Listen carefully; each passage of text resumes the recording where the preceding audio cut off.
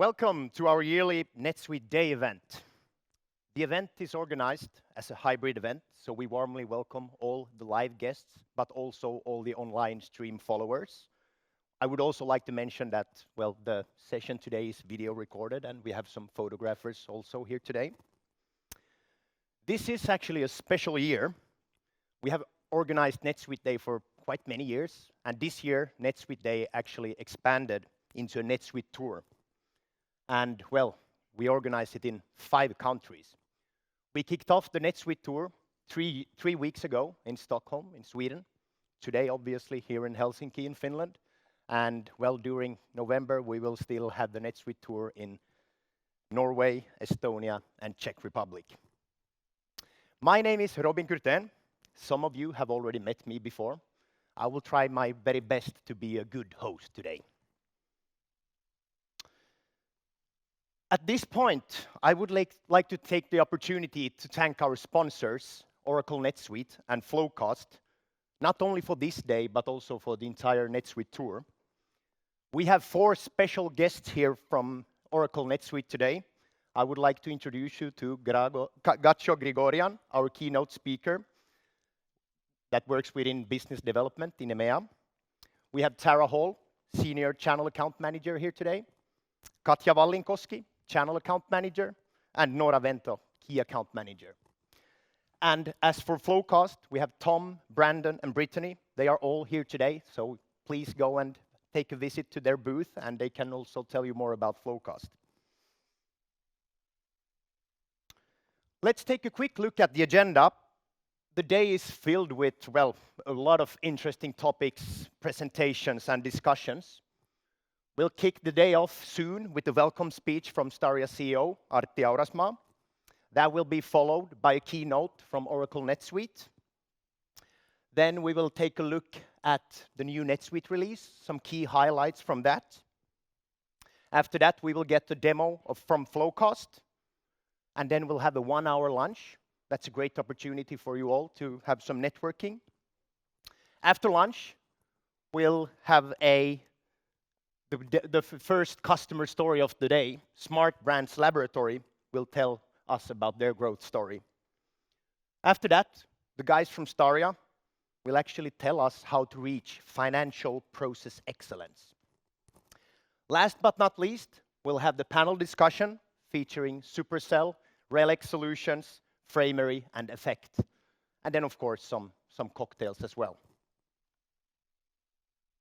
And, well, if you, or we, of course, hope that you will post as many pictures and videos on social media. Please use the hashtag of the day, hashtag NetSuite Day. And, well, for the questions during the sessions today, here on site, we will have a microphone so you can answer questions. And for all the online stream followers, please use the chat box, and we will try our best to monitor the questions during the day as well. But now it's time to kick off the event. We will have the first speech of the day. Let's welcome on stage Staria CEO Artti Aurasmaa. But first, let's take a look at our manifesto video. Growth is a destination. Bull. Growth is a constant journey. A demanding journey, to be brutally honest. That's why you need to be well prepared for it.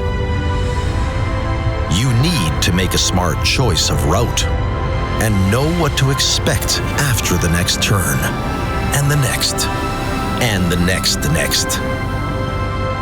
We are Staria. We are here to navigate you through the messy middle.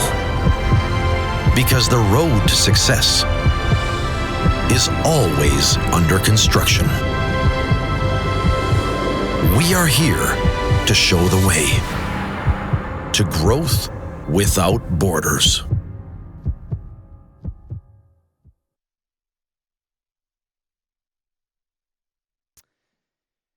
Good morning, everybody. As we say in our manifesto video, growth is not a destination. Growth is actually a poor target as well. It's a bit empty. Because if you just grow without meaning, what's the point?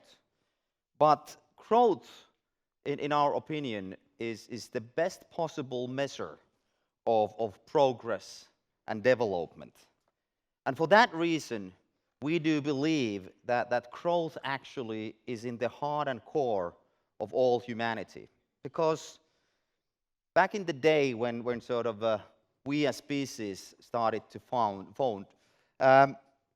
well, Homo sapiens wasn't the fastest, the strongest, not even the smartest of species. But there were two things that set us apart from the rest of the animal kingdom. One of them was collaboration, to work together. If you sort of study the earliest ancient paintings that you can find from some caves, what you actually see is sort of a group of people with sort of heads of different animals. And sort of lately it's been analyzed and thought that probably the main reason was that already our ancestors at that time realized that it's the collaboration of different individuals and different strengths that you put together to form a team and achieve something great together. Another thing that sets us apart is that we never settle. We are always looking for new horizons, and we have the courage and passion to grow and develop as individuals and as a one team. So that's why I think that when we are talking about growth in Staria, together with our customers, we are in the heart and core of humanity.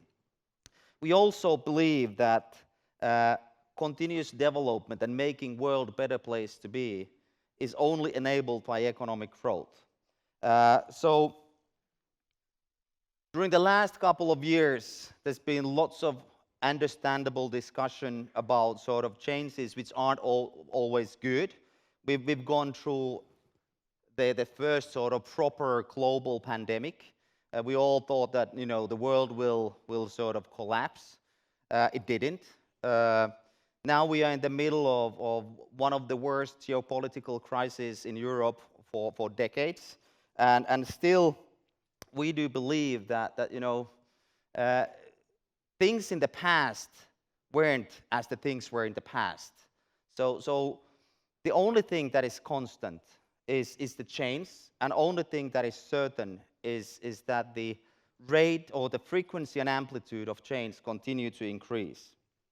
So for that reason, now when we see sort of horrible things happening in the world, we actually need to see economic growth that can boost sort of the green energy and other initiatives that will eventually make world a better place to be.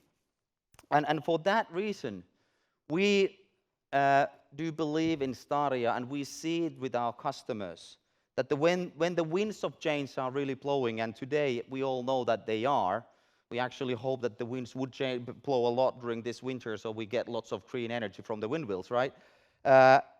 Number of people are building sort of walls for understandable reasons, but the brave few who dare to build windmills and seize the opportunity can definitely have the biggest impact in a long term. Because we've always seen that the crisis has always been a massive catalyst of change. We've seen it through the COVID pandemic. We just, during the coffee break, had a chat how strangely we worked and behaved before COVID. Everything had to be face-to-face and live. Now we've learned that we can collaborate across borders, but then still have opportunities to meet face-to-face like this. In Staria, what we've done during the last 2 years is obviously we've continued to internationalize and utilize to the fullest potential what I call the global knowledge pool. So today in Staria we have offices in 6 countries, but we have Starians working across 12 different countries. We have more than 20 different nationalities. And why we do that is to make sure that we bring together the best talent out there.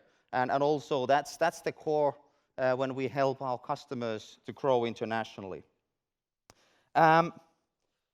And now, then during this sort of very unfortunate war and geopolitical crisis, what we will see and what we've started to see is we are going to take leaps in the green energy that we've never seen before. And sometimes it is that you need to dismantle the old in order to build something new. And in that team, we have Gacho from Oracle NetSuite talking about the opportunities and the pockets of growth that are out there that can be sort of reached. Also, we're talking about lots of growth, and I always think that forecasting accuracy is always the best measure of well-functioning financial administration. But the hardest part of forecasting is actually to understand the present. So that's why you need to have your financial admin systems and processes in order. That's why we utilize NetSuite. That's why we have the representatives from FloQast telling us how you can improve your month-end closing procedures to have the tool for better forecasting accuracy as well. Also, we have the representatives from Staria team talking about more of the financial process excellence. We at Staria have also been building windmills during these winds of change. We just recently acquired a brilliant BI and planning tool or software company, Vision-Based Solutions, that is really part of our what we call global proof technology stack that we utilize to provide these global services. And obviously, we are thrilled to have representatives of our customers, the real sort of international growth superstars, today on stage in the panel discussion. We have, as Robin told already, Smart Brands Laboratory talking about their growth journey, and then in the panel discussion, Supercell, RELEX, Framery, and Effecte. Very different businesses, but still seizing the opportunities of growth. But most importantly, I'd like to thank you for being here, and I'd like to congratulate for you being here, because being curious about growth is the first step to start growing and developing and progressing. So we talk about growth mindset, and in Staria we believe that growth mindset comes from 3 different values, which are equally important and in combination do magic: collaboration, courage, and commitment. And hence, during today, we hope that we all can share those values. First of all, sort of collaborate together and have the courage to ask tough questions, because we have the commitment to sort of answer those questions, and we are committed, as we say in the manifesto video, to be the most trusted navigator of growth during the messy middle. Thank you very much, and have a great day.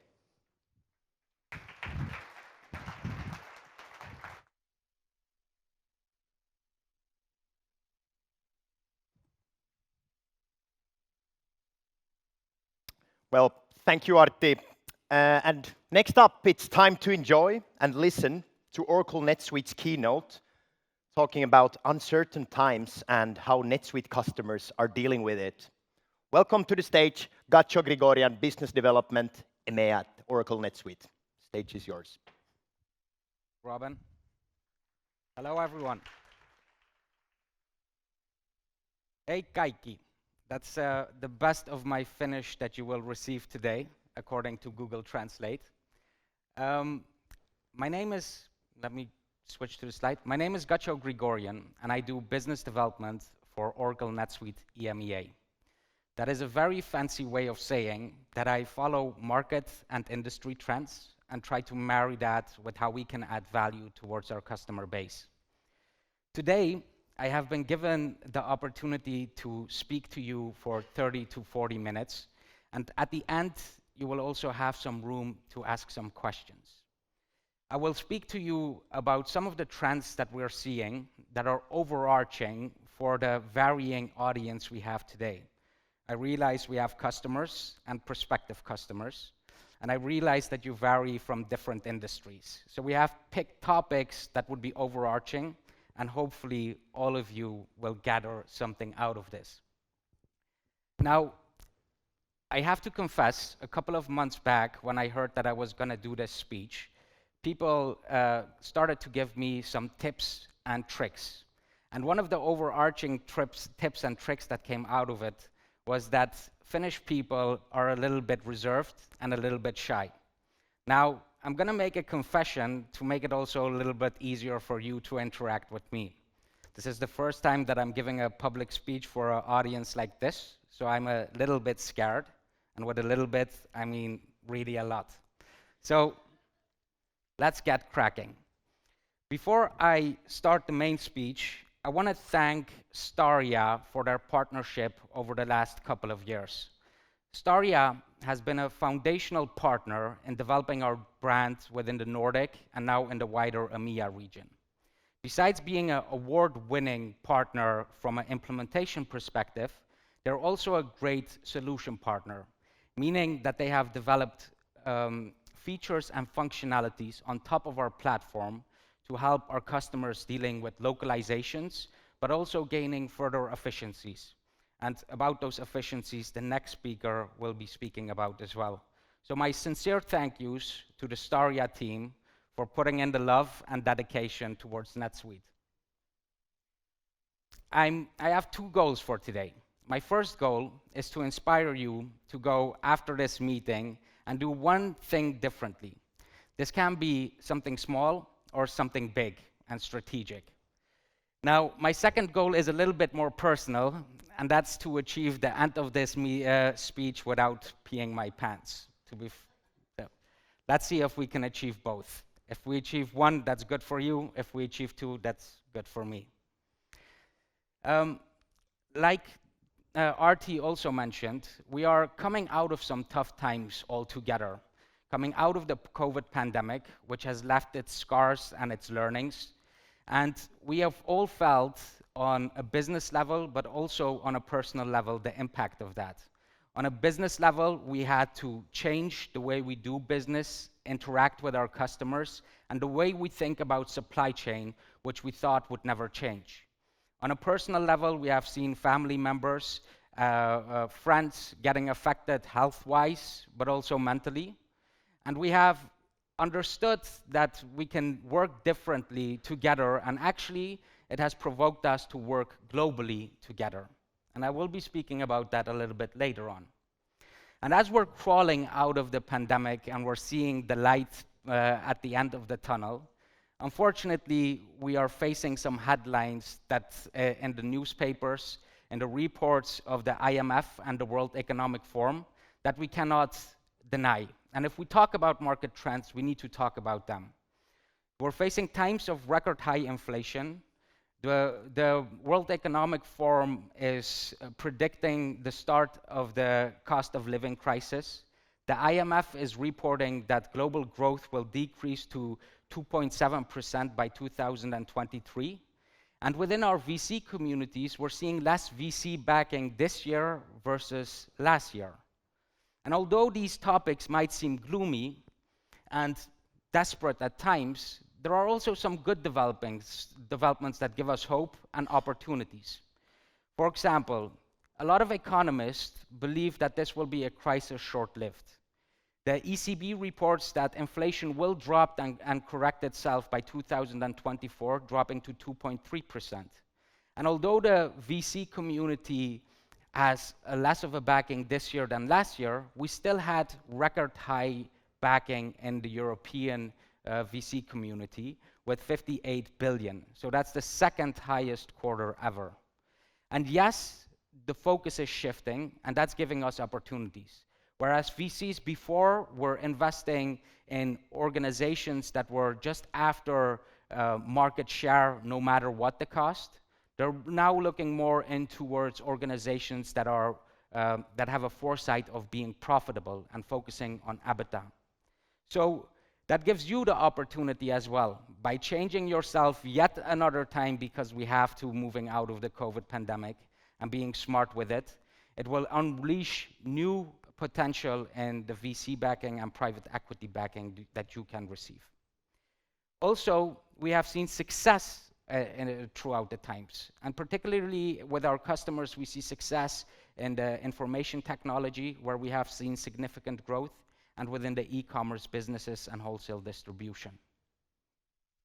So if we marry the good with the bad, I believe the only conclusion we can really draw is that we have an increase in uncertainty. And as business people, we are used to dealing with uncertainty. The problem is that we just have a little bit more of it today than we had yesterday. So, what are the challenges that we're specifically seeing due to some of the uncertain times that we're facing and some of the legacy of the pandemic? We see that in two main areas: in the effects on our supply chain and in the scarcity of talent and employees. From a supply chain perspective, it has a lot to do with inflation.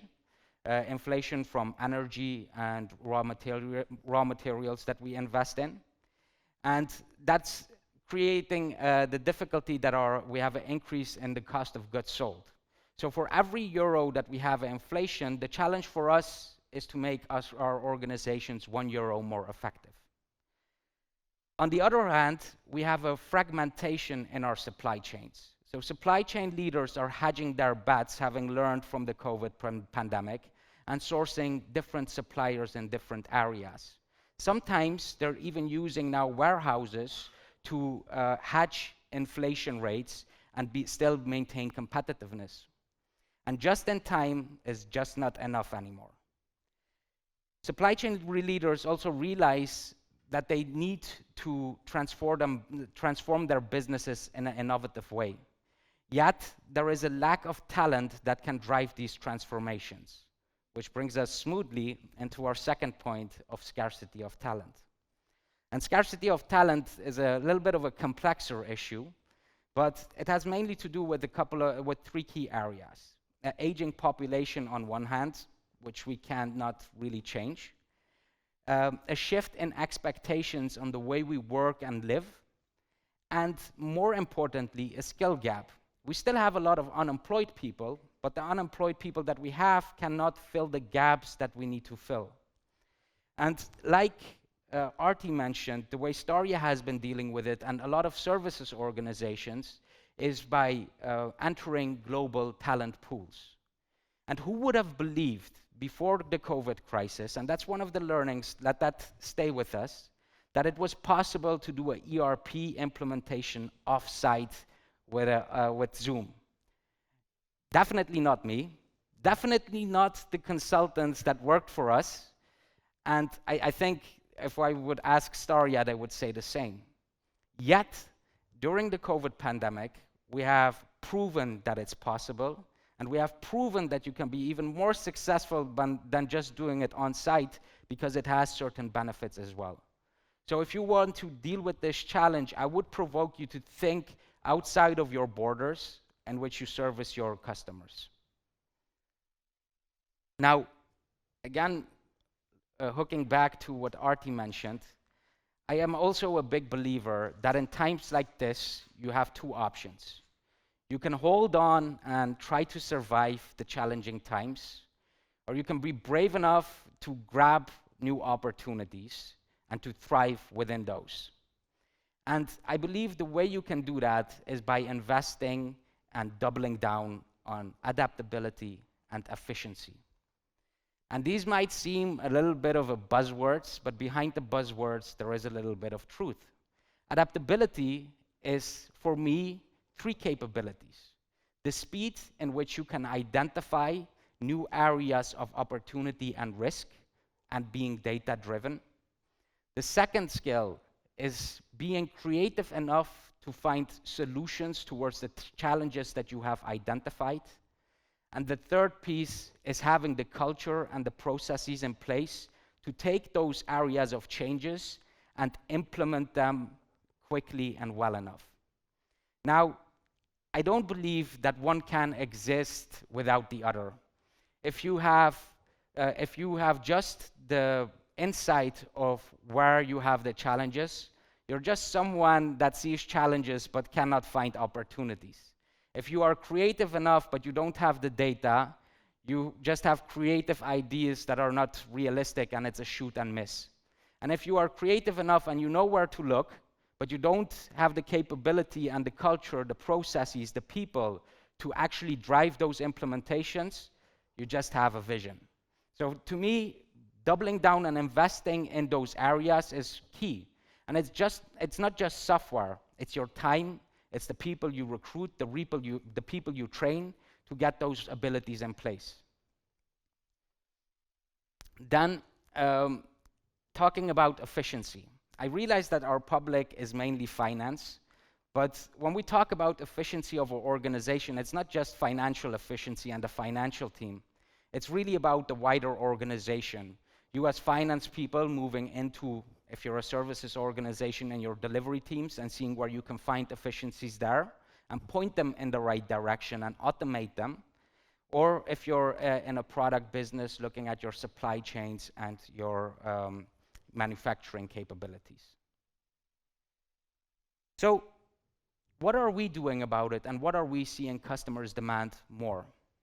I think the first thing that we're seeing a bigger demand of is analytical capabilities. And Staria has some great solutions when it comes down to planning, budgeting, and forecasting.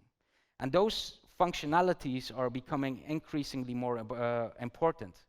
As we're moving into uncertain times, on your board level, you're going to take some drastic decisions.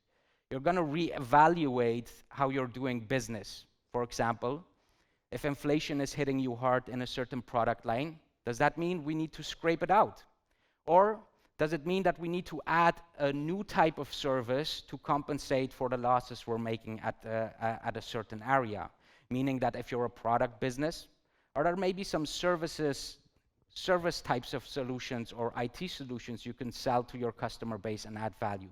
That might mean acquisition, that might mean building new teams. But you cannot have those discussions if you do not have the data that is forward-looking. And if we look at the ICSA reports, more than 70% of the mid-market organizations find that their board meetings are too backward-looking, whereas a board meeting should be about the future, and your data of the past should just be well built in, right? So how can you free up time as finance people in historic data and start plotting the future? Another demand we're seeing is to marry financial data with other types of data. And that's why we have launched in the US first our NetSuite Analytics Data Warehouse, which gives our customers the capability to marry financial data, transactional data, and behavioral data to analyze customer journeys and supply chains more meaningfully. We're at the point to launch it in the UK, and very soon it will be available to the rest of Europe. And this way you can plug in all your sources of data and become an owner of your own destiny. The second thing we're seeing more demand for is flexibility. Like mentioned before, we might have done the analysis of the areas that we want to improve, and we might have identified new areas of business that we want to move into. Yet, if we cannot implement them into our ERP systems, that means we cannot carry out the mandate. Therefore, the platform needs to be flexible for you to add new business models, for you not to reinvent the wheel, but work with standard leading processes in areas that you're unfamiliar with so far. And I don't think that this is something that is new to NetSuite. If you look at our customers that were going through tremendous growth, they were also going through tremendous change. And that change might have been more on a positive note, and where it's now more of a compelling event to do so. But those capabilities are really baked into NetSuite in the core of the product. It's really how can we make it easier for businesses to apply change onto their back-end systems. And a great example of that is Slingshot. Slingshot has found new opportunities by launching 2 spin-offs. I'm going to read those: Moonshine Manufacturing and Right Engine Water Sports. And although these businesses address different customers with slightly different processes, it's still run under the same umbrella, backbone, and ERP.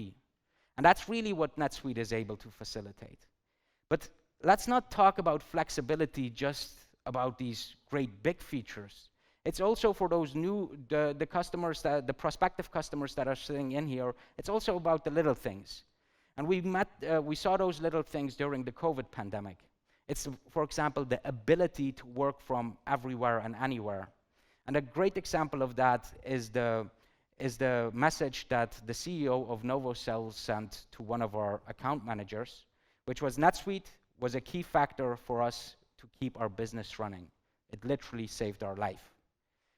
Meaning, we didn't know that this was possible before the COVID pandemic because people were used to going to the office. But just that little change made it impossible to work. So if you're on legacy systems now, it's also those little things that are making the product a little bit more flexible for you. The third and final thing we're seeing more demand from is creating more efficiency. And we do this in two ways. One is by adding new productivity features, like, for example, Cashflow 360 and Ship 360 that we announced during Suite World. And the next speaker will also be talking a little bit more about the new releases and the functions you can get out of it. But be aware, creating more efficiency is not just about throwing new product in the game. It's also really mastering the product and being enabled enough to see new opportunities within the solution that you have. So what we're trying to do is to provoke our customers to become, to create more super users within their organization that understand the data model, that understand the capabilities, and are advocates throughout the business to understand where they can gain efficiency gains from. And I'm glad that Artti said, keep asking us the tough questions, because you should. You should ask them open-ended, big questions about, we're facing this challenge in our business. How would you see that being solved within NetSuite? To understand, maybe there are things you don't know that NetSuite can also do for you. So have those sessions with Staria as well. Tell them about your future, the challenges you're having, and do that regularly so you can regularly get updated. A great example of efficiency is Media Place Partners. Media Place Partners is a digital agency in the UK, and they were facing a little bit of a problem. On one hand, they had a lot of growth, right? A lot of customer demand. But on the other hand, they weren't able to find the talented people to actually deliver on those projects. So they had to sell a lot of no's. And if there are any salespeople in the room, it's the last thing you want to do. So what Media Place Partners did was double down on their investment on NetSuite and start to use it across their organization, not just for finance, but also looking at how they could streamline their project delivery. And by doing that, they were able to increase their revenue spent from 7 million to 27 million without adding a single headcount. And those little efficiencies is also what I would provoke you to look for. Now, hopefully by now, I have achieved my first goal, which was to inspire you to do something different. And as you get excited about delivering change, sometimes you can get ahead of yourself. So I want to share with you a personal story. When I was a little kid, I really loved watching Bruce Lee movies. And I was a big Bruce Lee fan. And my dream was to be able to fight like Bruce Lee. And for those of you that don't know Bruce Lee, because either you're too young or too old, Bruce Lee was one of the founders of mixed martial arts the way you know it now. And when I turned 16, I decided to join one of his sports teams, which is called Jeet Kune Do. It's like Kung Fu or however you want to call it. And although I didn't have an unrealistic expectation that I would be able to fight like Bruce Lee in a couple of months, I still had that dream and that aspiration to achieve that.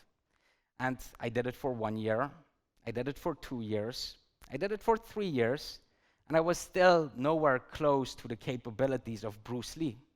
Now, that doesn't mean that the training that they gave was bad, that the solution that they provided was bad. It was just the wrong expectation I had of myself. So, whatever your next journey is, let that be additional stuff with NetSuite or outside, or it might be your first journey with NetSuite, I would provoke you to set the right expectations and to take a real good look in the mirror and understand what your process maturity is at the moment. Because you cannot move from process maturity 1 to process maturity 5 by simply having the best solution, the best implementation partner in place. If you're at maturity level 1, try to identify the steps you need to take to get to maturity level 5. You can also not expect to be a product master after having done an implementation and having done trainings on NetSuite. It will take real time to understand how the data model of NetSuite works and how you can get the fullest potential out of that. And it will also take some dedication to have multiple people within the organization trying to master the product. And of course, on the sidelines, Staria can help, but if you do not know how it works, you will always have a mismatch in expectations. And to eliminate those frustrations, the best thing you can do is take control of your own destiny. Lastly, one of the things that I feel is mostly overlooked is organizational culture. So if your finance team, let's stick to finance because we're a financial audience, if your finance team is currently busy with a lot of administrative tasks and they have an administrative mindset, it's very difficult for them to move to exception-based without moving first to a controlling function. So understanding what your organizational culture is like and thinking of ways, and again, building that maturity plan on how you can lift the culture up as you move up the stairs is going to be incremental in the way you enjoy NetSuite. And that's it. So I achieved goal number 2. Everything is dry. So I would love to open up. How much time do we have left, Robin? Okay. So I was brave enough to stand there, and I hope you're brave enough to open up and ask a couple of questions so we can make it a little bit interactive. Any questions? All right. I actually have one question that came via the chat, so from the online stream. Let's go. It's from Maya. What has been the biggest challenge for NetSuite during the past 2 years? That's a very good question. I think the biggest challenge for us has been the transition of mindset. So looking at the pandemic that we're coming out of, it was the pessimism of everyone, how effective we could be working from home, and the pessimism on how effective we could be when implementing NetSuite. And the way we overcame that was a little bit by accident and not a rocket science, but it was by having small victories while we were doing that and trying to share that throughout the organization. So to prove people, well, actually it does work. And as people did the same tips and tricks, they started to get better at those activities. For example, how do you run a sales cycle offsite? How do you do implementation offsite? Building good guides and sharing that, like, for example, how to set up a Zoom meeting correctly. And as people had these little successes and everyone shared it with each other, it actually now became part of our culture. We're more of a hybrid organization than we're an on-site or an off-site organization than before. That answered the question. Hope so. Any others? So people were right. Finnish people are a little bit reserved and shy. There we have a question. I will Yes. hand over the microphone.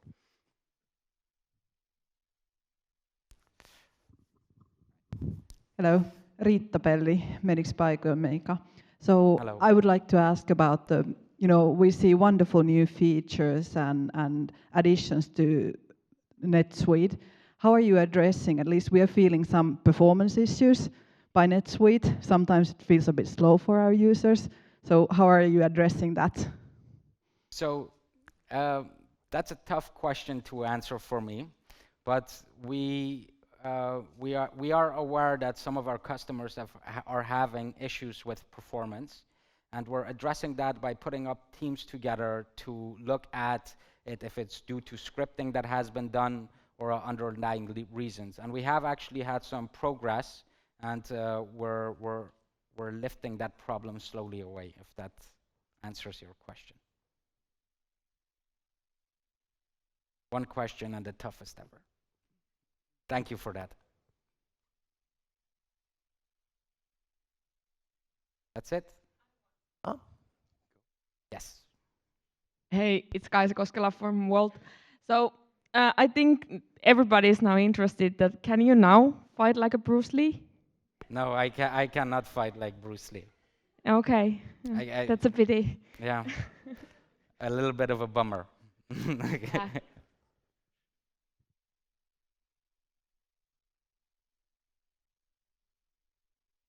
I'm gonna slowly walk off the stage, Robin. Yeah. You can come.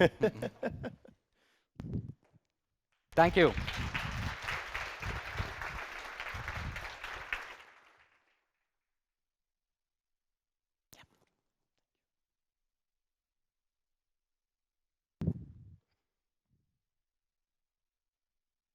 All right.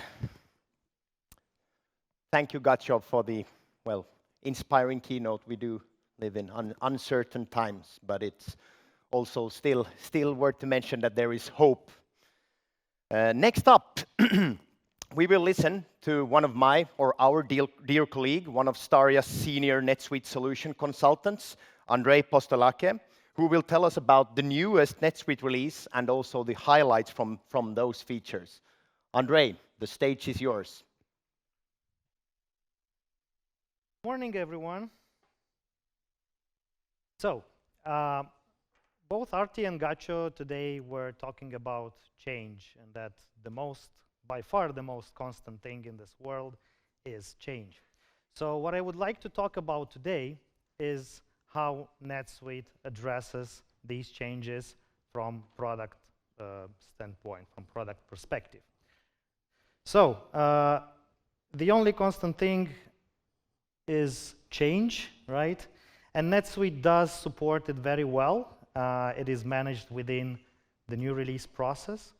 So due to its architecture, to its true cloud architecture, NetSuite is able to deliver this kind of changes in a seamless way. And I would like to start with reviewing together with you, refreshing for some of you, or maybe it will be some new information for others, about the new release process, what it means and how it works.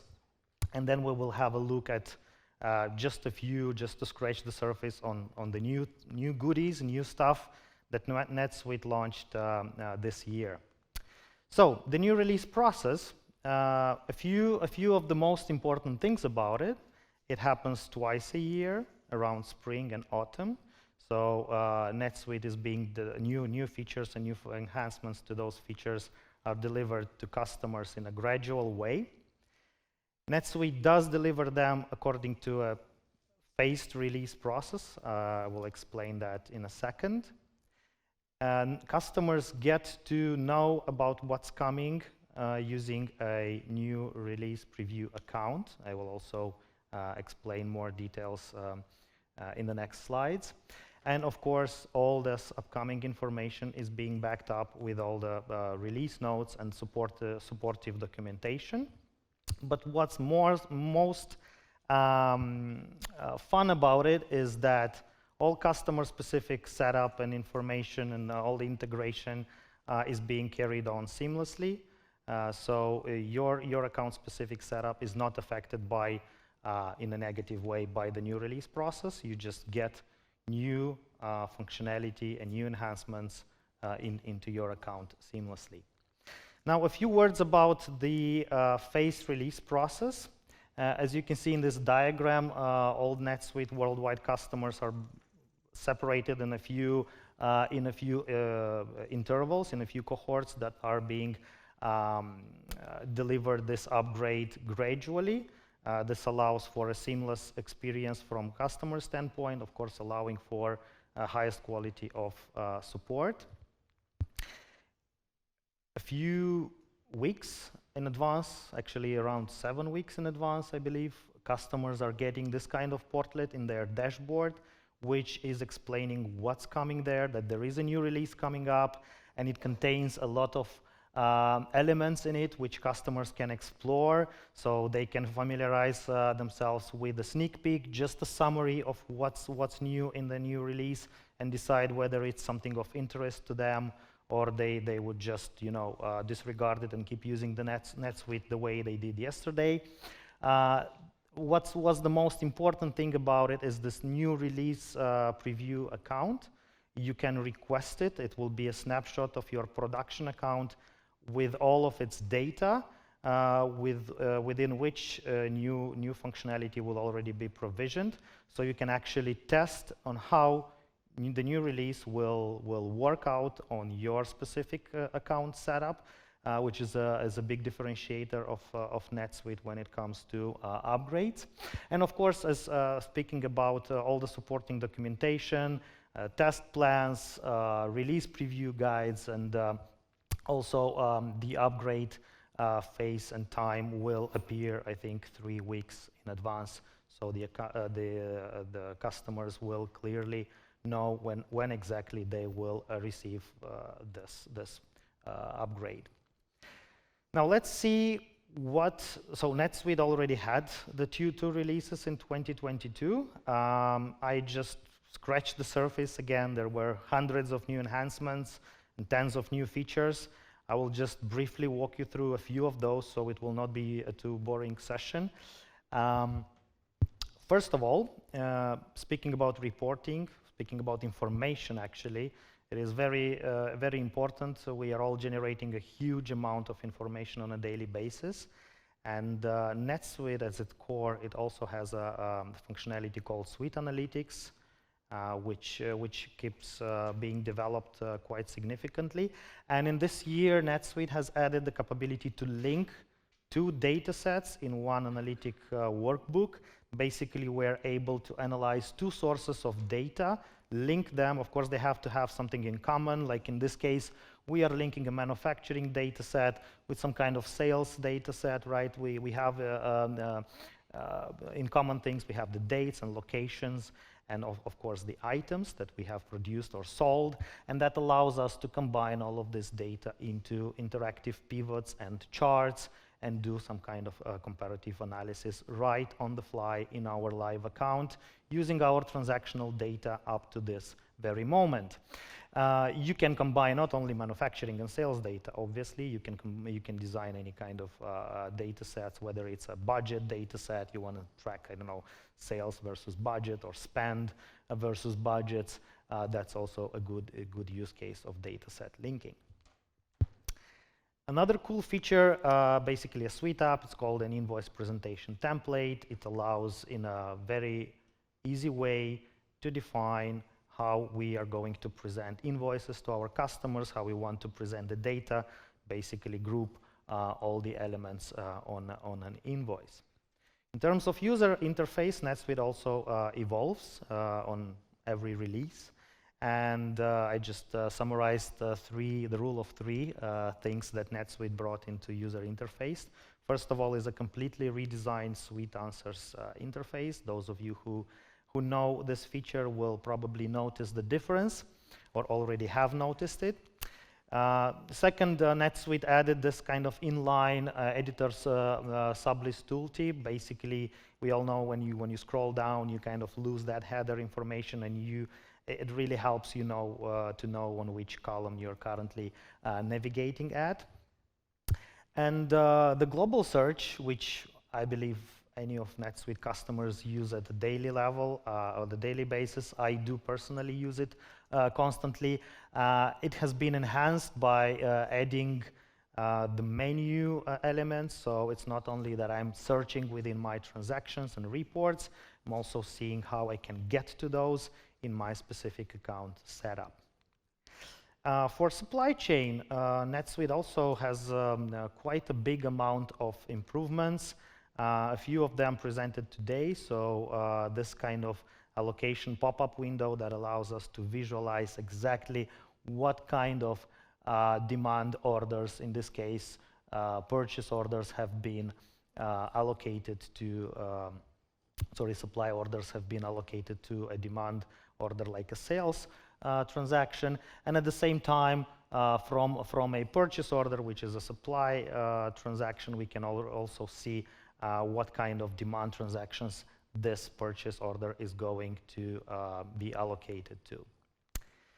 Another big supply chain improvement is introduction of smart count, basically adding a seamless functionality for counting inventories, defining different patterns on how items behave from inventory count perspective, and basically automating the inventory counting process on a daily basis without disrupting the daily operations. So these processes can go in parallel with the actual operations, of course, with the supporting dashboards, providing you with all the data and the automation of count plans creations.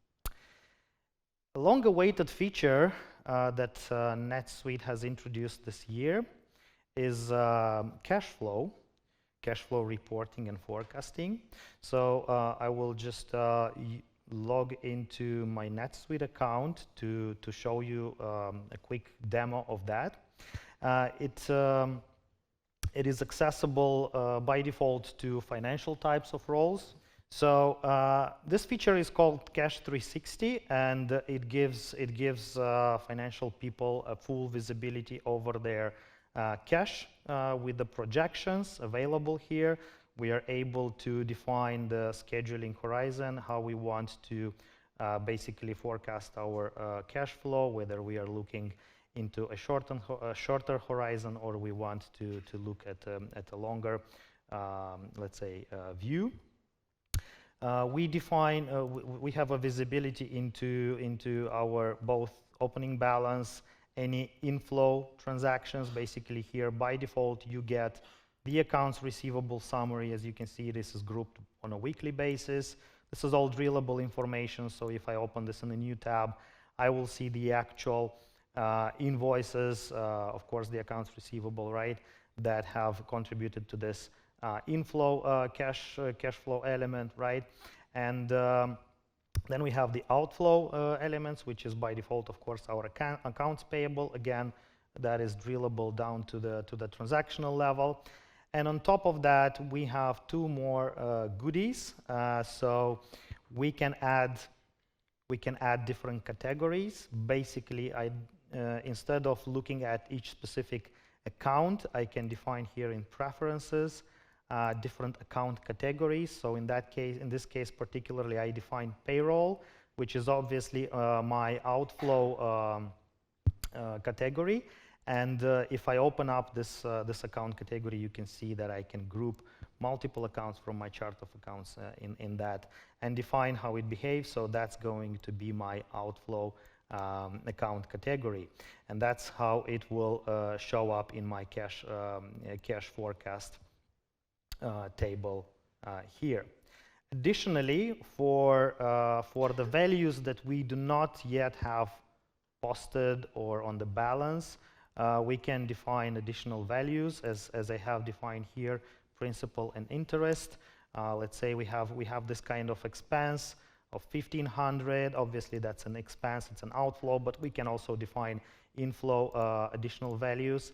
And that's a monthly happening expense, right? A monthly occurring expense, which is scheduled to happen for the next 12 months. And that's why it will show up here in my weekly cash forecast. You can see here every fourth week or fifth week, depending on the calendar. So basically, we will have the full calculation and the closing balance done by NetSuite. And of course, again, being a summary of the transactional data, all this information is being updated on the fly.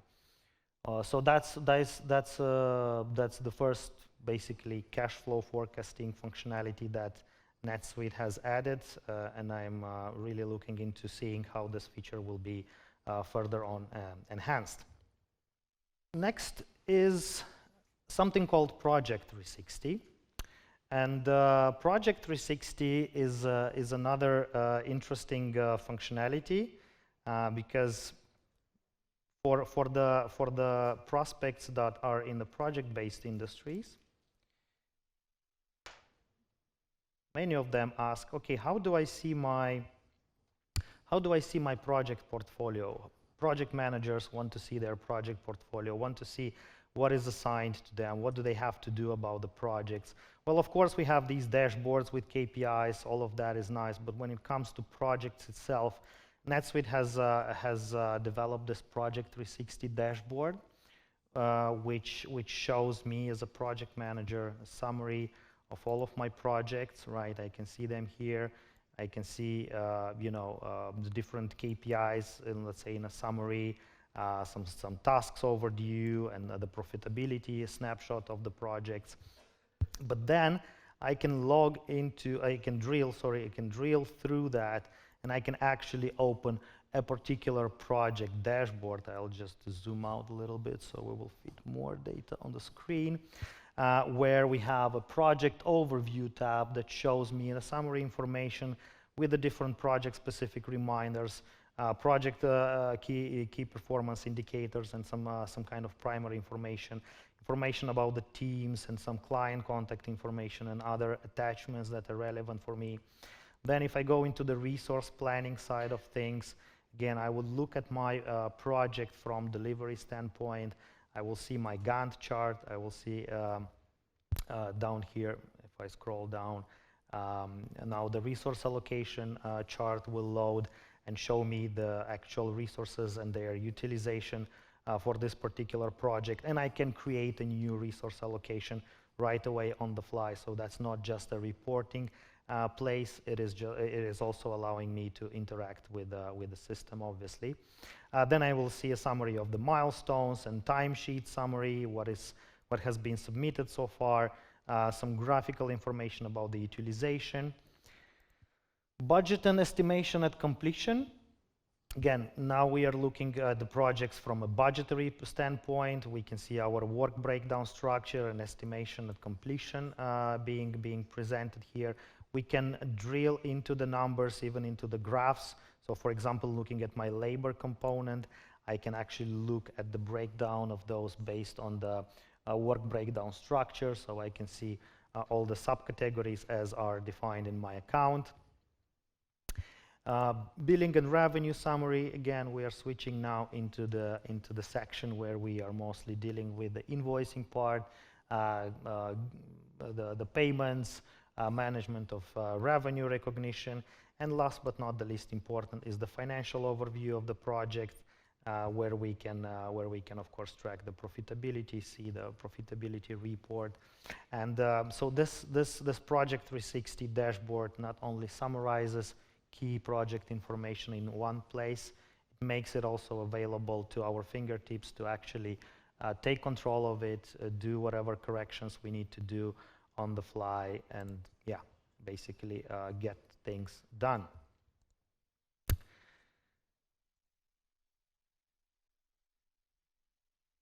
And before saying thank you for your time and attention, I would like to hear if there are any questions.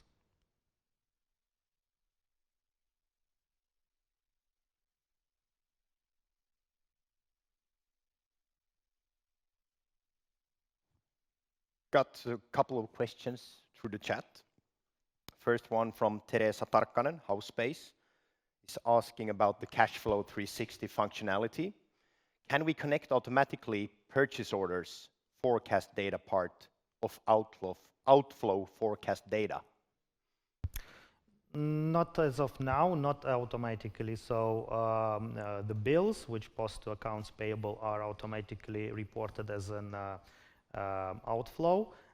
For purchase orders, I would expect, and again with some disclaimers, but I would expect this capability to be added later. But yeah, not as of today. We also have another follow-up question with, can we see the forecast by subsidiaries? No, currently this is a subsidiary-specific feature, so you have to switch the subsidiary context, and then so if your user has access or your role has access to multiple subsidiaries, then you have to switch from one subsidiary to another and run your cache forecast. But that's a known limitation which will hopefully be soon addressed. Have some live questions from the live audience.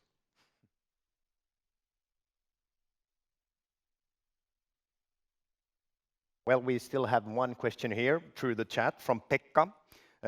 He asks about Project 360. Who actually has access to project dashboard and how is that managed? Yeah, that's a simple question. So currently, at this moment in time, the project manager that is defined on the project will see that project under his or her Project 360 dashboard. Cool. Oh, there we have a question back there with you.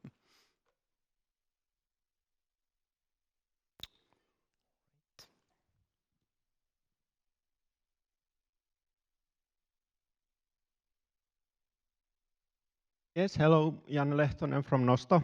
I have question relating API automation. I was just looking some presentation yesterday, but it was not for EMEA zone. So how to know that when those features are coming in different areas, and also relating to support. So related to NetSuite support, it's really hard to get any support if you have any error problems with the NetSuite currently. So is that planned feature, or how you describe that? Okay, thanks for your questions. Because there are two questions, I would like to divide them into two. So the first question, is that correct to assume that you're referring to the API automation feature that was recently presented on Suite World? All right.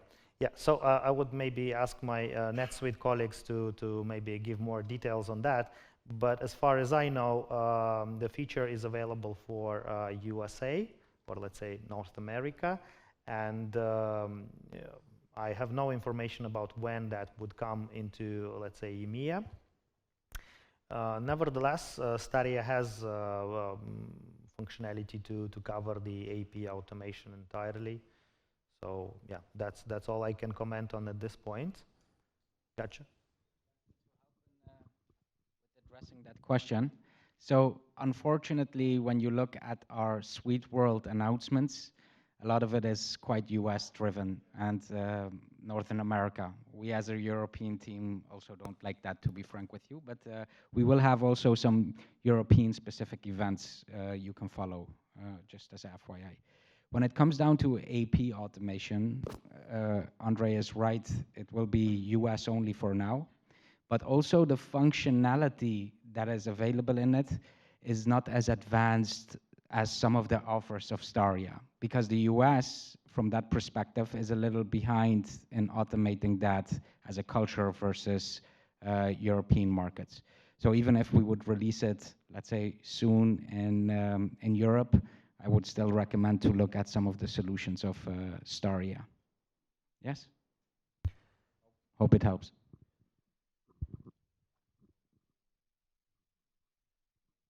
Okay, any more live questions? Trying to update this as well, so let's see if we got some more.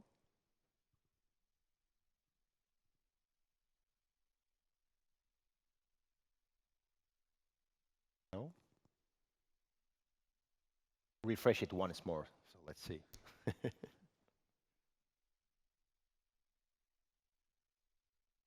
I guess that's all then.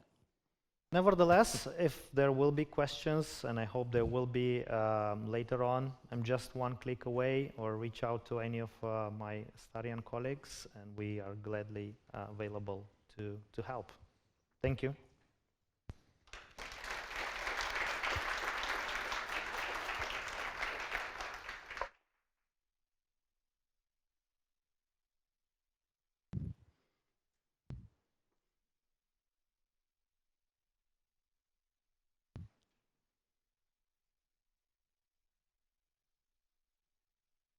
All right, thank you, Andre. It was an interesting presentation, and well, there are always a lot of different updates coming in. So this was only a sneak peek of the key highlights. But yeah, well, now it's time to welcome Staria's partner and also one of the sponsors of the NetSuite Day and also of the NetSuite Tour, FloQast. FloQast is helping teams to close the books on average 30% faster. But how? Let's welcome Brandon Malekie and Tom Coldman from FloQast to show you how to transform your month-end close with FloQast. Stage is yours. Thank you.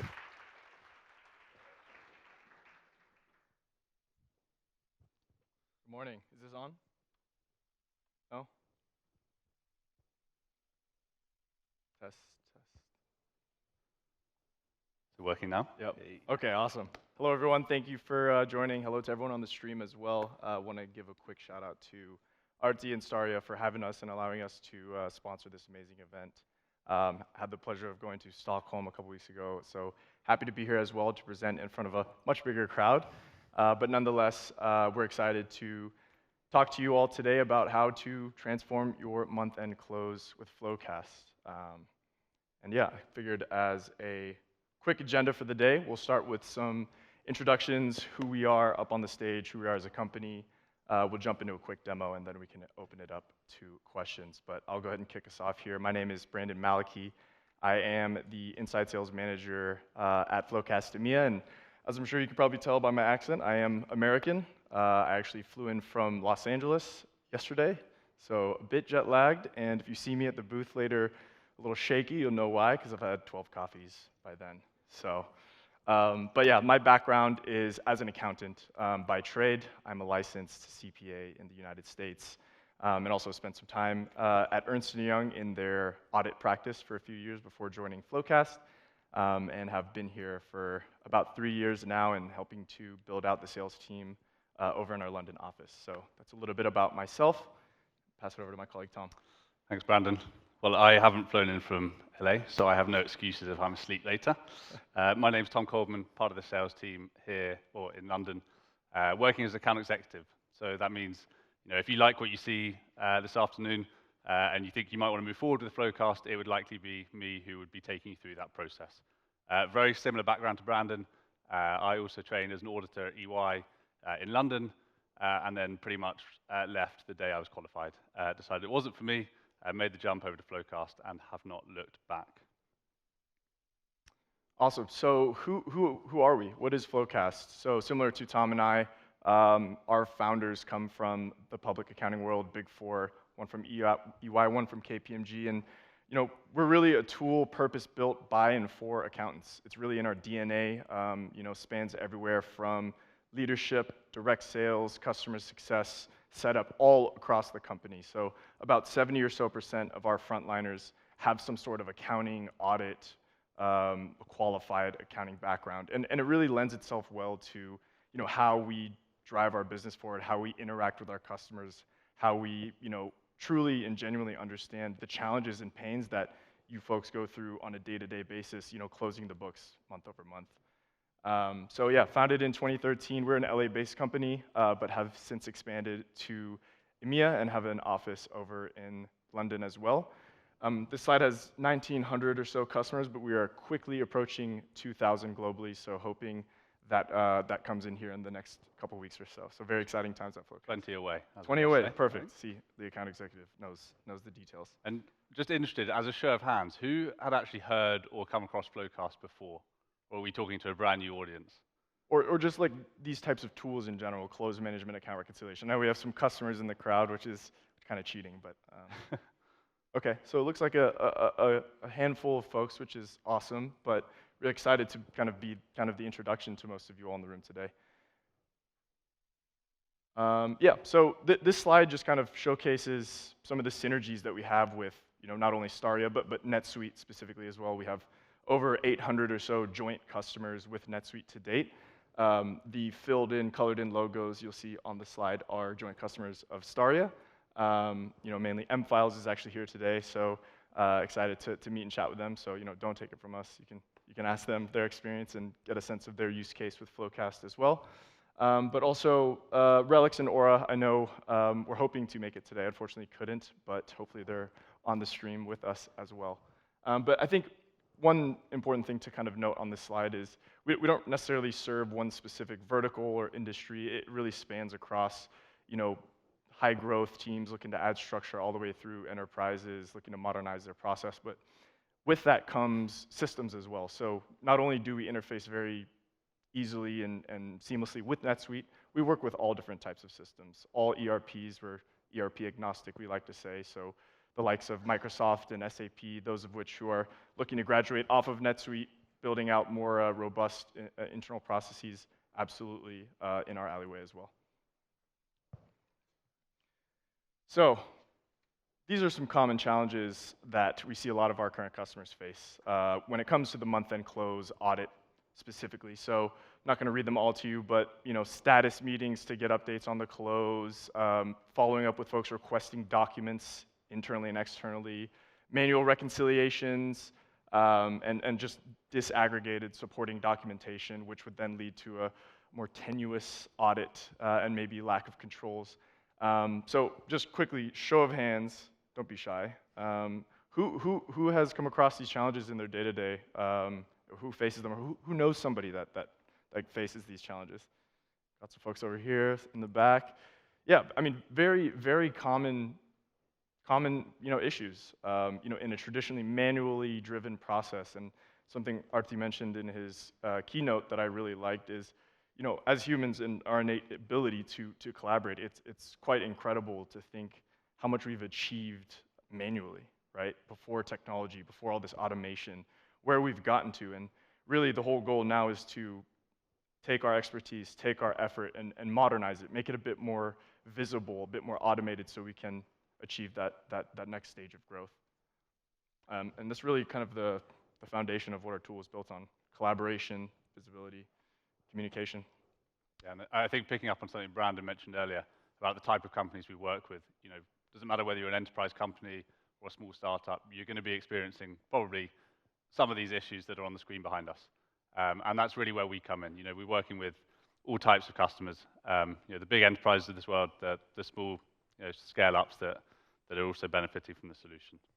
Absolutely. All right, and then we have some ROI metrics on here. We all love ROI, I know. I'm not going to read you the numbers, but I think it's important to really point out the why or the how behind these numbers, right? And it kind of comes back to what Tom's kind of alluding to.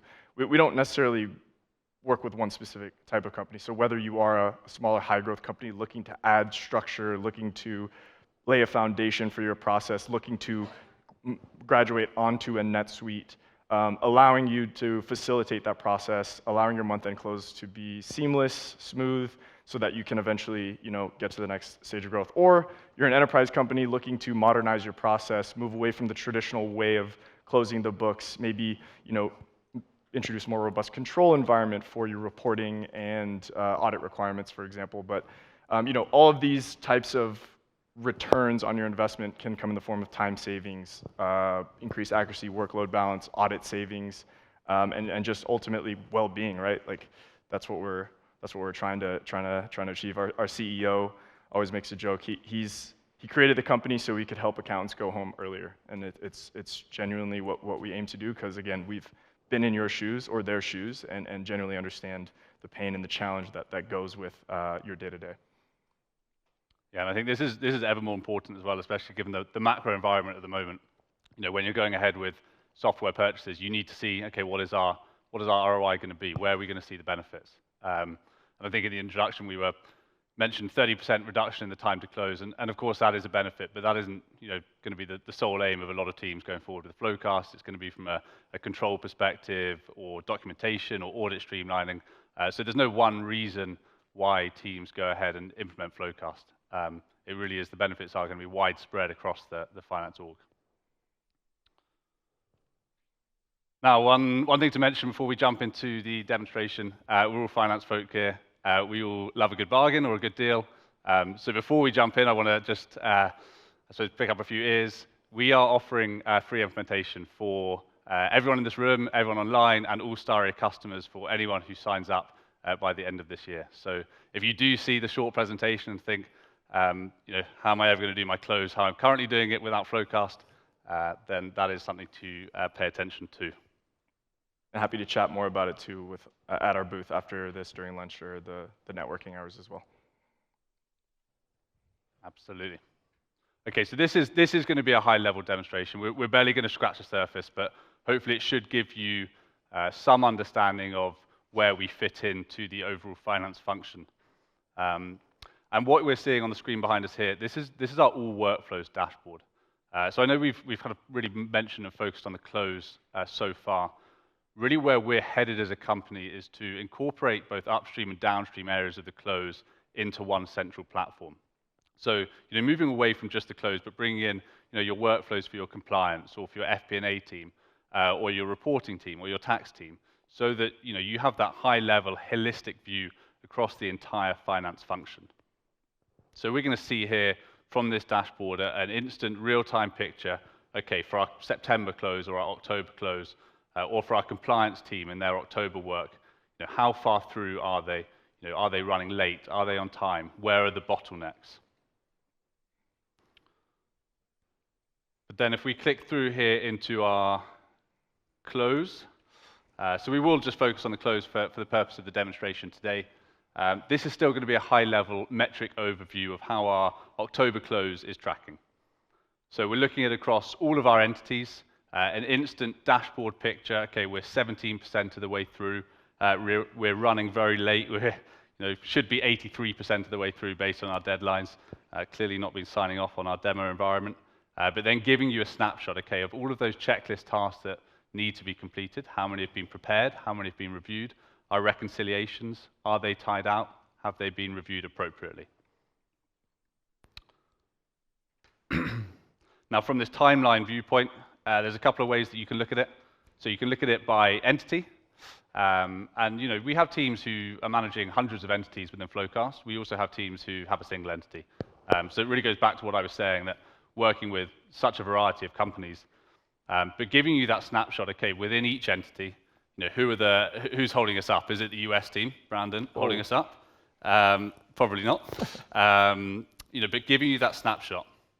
From here, we can then drill down into our UK entity. And this is where we're going to break it out by balance sheet reconciliation, really. So we're going to break it out into our balance sheet accounts, starting to get a little bit more granular here. This viewpoint, okay, which of the balance sheet areas within our UK entity are holding us up, which are complete, what is the exact status of everything that needs to be done. And we're going to be able to see this on a calendar viewpoint, so we can start planning ahead. We can see, okay, what tasks are coming due on which day, and from here, we're going to give you that ability to filter down into particular information. So you may want to see how one of your team members is getting on with their work. We can have quick filters so you can see everything that's assigned to you, so really giving you that personalized dashboard of what is your responsibility. We can drill into individual folders as well. I also think it's important to note, like, everything you're seeing in the system is absolutely customizable, completely to your business. When we think about setting you up within the FloQast environment, we want it to mirror exactly the way you're doing your work today. We hate change management as much as everyone in this room, so we try to minimize some of that friction between it. So what you're seeing in the demo account sure is very built out for a demo environment, but absolutely would reflect kind of your daily workflow, the way you're reconciling your accounts, the way you handle your entities, et cetera. And then from here, we can drill into one of these accounts. So we'll look into accrued expenses today, and this is then going to take us down really into the foundation of the application. It's really where the metrics from the previous screen are being driven from, and it's really where your team are going to be spending the majority of their time when they're closing the books. So really here, we've split this section into three main sections. We see that the close from the teams that we speak with typically, historically, tracked on a big Excel spreadsheet. This is what needs to be done. This is when it's due. This is who's responsible. And maybe 20% of the time, it's actually updated, and you're actually going to have that real-time visibility. So, we have taken that checklist piece. That's one of our three sections within this screen here. we've got our documentation section here. So I think one of the really key points of FloQast is getting your teams into an audit-ready state, building out a scalable and repeatable process, and really ensuring that you're going to have that documentation that can be pulled down as required and as requested from the auditors. And you can actually give your auditors read-only access to the system as well. Some teams like to do that, some teams don't, knowing how nosy auditors can be. But this is where we're going to help build out that process and structure. And then our reconciliation section down here, this is where we're going to integrate with NetSuite, any other ERPs that any of your entities may be on, but we're also going to integrate with Excel. And I think that's a really key point of FloQast and points again to the flexibility and where our system comes from being designed and developed by accountants to really build control onto that tie-out process and give you comfort over the numbers that you're actually closing on a monthly basis, that they are correct and the auditors aren't going to come in and see a big difference at the quarter end or year end. I think from the checklist piece, and we will just work it down and go into a little bit more detail here. We'll take those checklists that your team are currently working with, we'll map them into the system, we'll assign the due dates, we'll assign preparers and reviewers, so help building that structure, but then building a professionalized workflow on top of that as well. So you'll see here we have electronic sign-off functionality. This is also where we've built out integrations with Slack and Microsoft Teams. So if I come in here, I've completed this task, I'll sign it off, it'll leave a time and date stamp of when it was completed, but it'll also send a notification to Adam, in this case the reviewer. Okay, Tom has completed this task, it's ready for him to go and ready for you to go and review, and that notification can be sent through Slack, can be sent through Teams as well. Yeah, so a bit more dynamic than your traditional Excel driven checklist, and then you have to go over on Slack and jump on Zoom. It's all done in real time. You're getting notifications instantly. You're catching things in real time. So, for example, if the auditors make a selection on something, you're not finding out then. You're making the adjustments right then and there. And it's centralizing the whole process as well. So rather than communicating via email or not having this process documented, when the reviewer comes in, they're actually going to have the documentation they need within FloQast. So the reconciliation files that the team are working on, any other key documents can also be uploaded to those checklist tasks.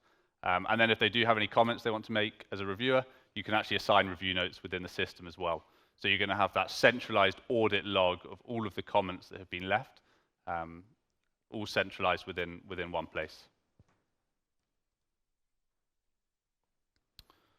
From a documentation standpoint, we're going to build out an integration with the main cloud storage providers. So typically it's going to be Google Drive or OneDrive, but also with Dropbox, Box, and Ignite. And this really is designed at building structure and organization to how the team is saving down those files. So not saving them down to a local drive, and then when the auditors come in and request, they can't find it. We want to help build out that process for the team.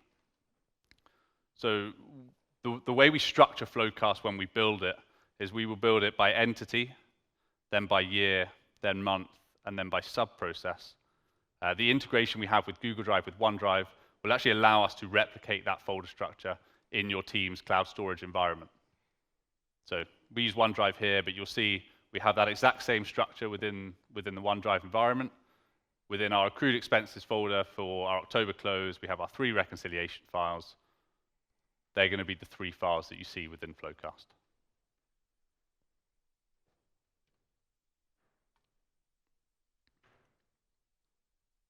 And that integration is going to be a big part of our, I suppose, approach to reconciliations. And I think useful to add some context here, really.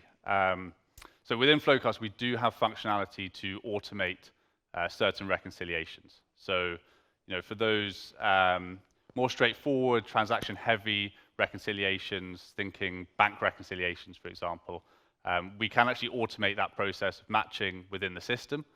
But a big part of our identity is that we know accountants like using Excel. Some of the other systems on the market will take a slightly different approach, or a very different approach, really, and take a more systems-based approach. We've built out an integration with Excel because we know that teams need the flexibility to automate where possible, but also to build control where it does make sense continue performing your recs within Excel. So we're seeing here the tie-out process for our accrued expense reconciliations.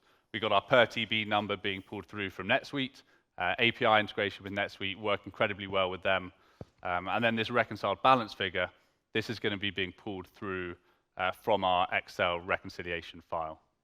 And I do have an example open. I've got our accrued bonus up. We're not going to force your team into any particular template. We want them to be able to continue performing the work in the files they currently are. We're just going to ask them to use a unique identifier. So it's going to be the hashtag FQ and then the account number 2022. And that's going to pull through the balance in the cell to the left. So this 1.083 million. And then we've got the tie-out process occurring within FloQast. We've got a reconciliation that ties out to an immaterial difference. So I can come in, I sign off, Nico's reviewed, perfect. But of course, we want that control element to this process. So you will not be able to sign off on a reconciliation that doesn't tie out. And if in this case, let's say I was to go and post a journal to our accrued bonus account that takes it above the materiality threshold of the difference, we'll actually suspend the sign-off and we'll notify both parties your reconciliation no longer ties out.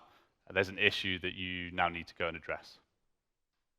So I think that's a really important part of giving you the comfort that when things do change, and we know that it happens, we know that journals get posted after the fact and after your reconciliations have been done, but we're going to notify you that so that you can go in and address those problems. And they're not going to be picked up by the auditors at the year end.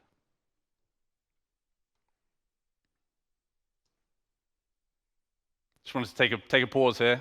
I know it's maybe a little bit of a shy audience, but if there are any questions, happy to take them at this point. Like I said, we really have just skimmed the surface of FloQast at this point. But if you do have any questions on what you've seen so far, please do go ahead.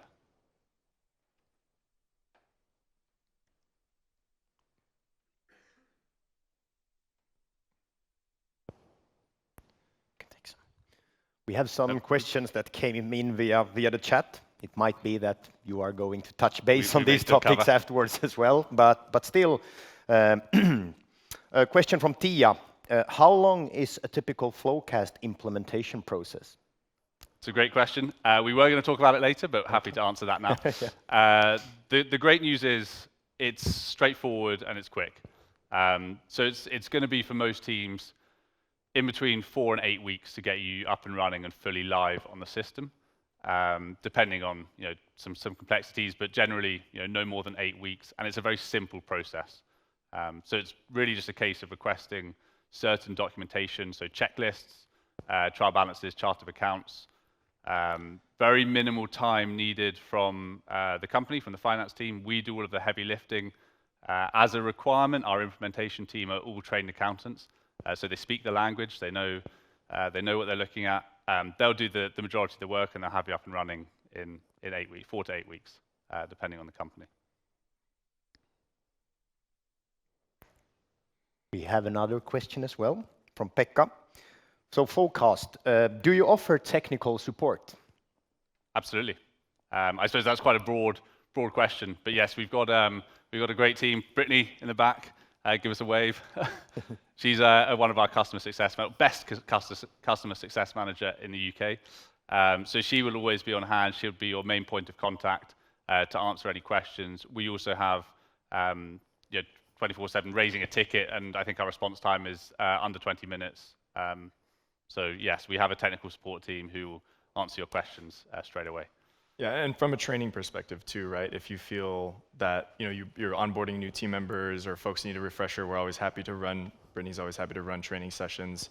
Any additional help needed going forward, obviously at no additional cost, but we absolutely love to foster the relationship that we have with our current customers, and I think it just goes back to our DNA as accountants. So, yeah.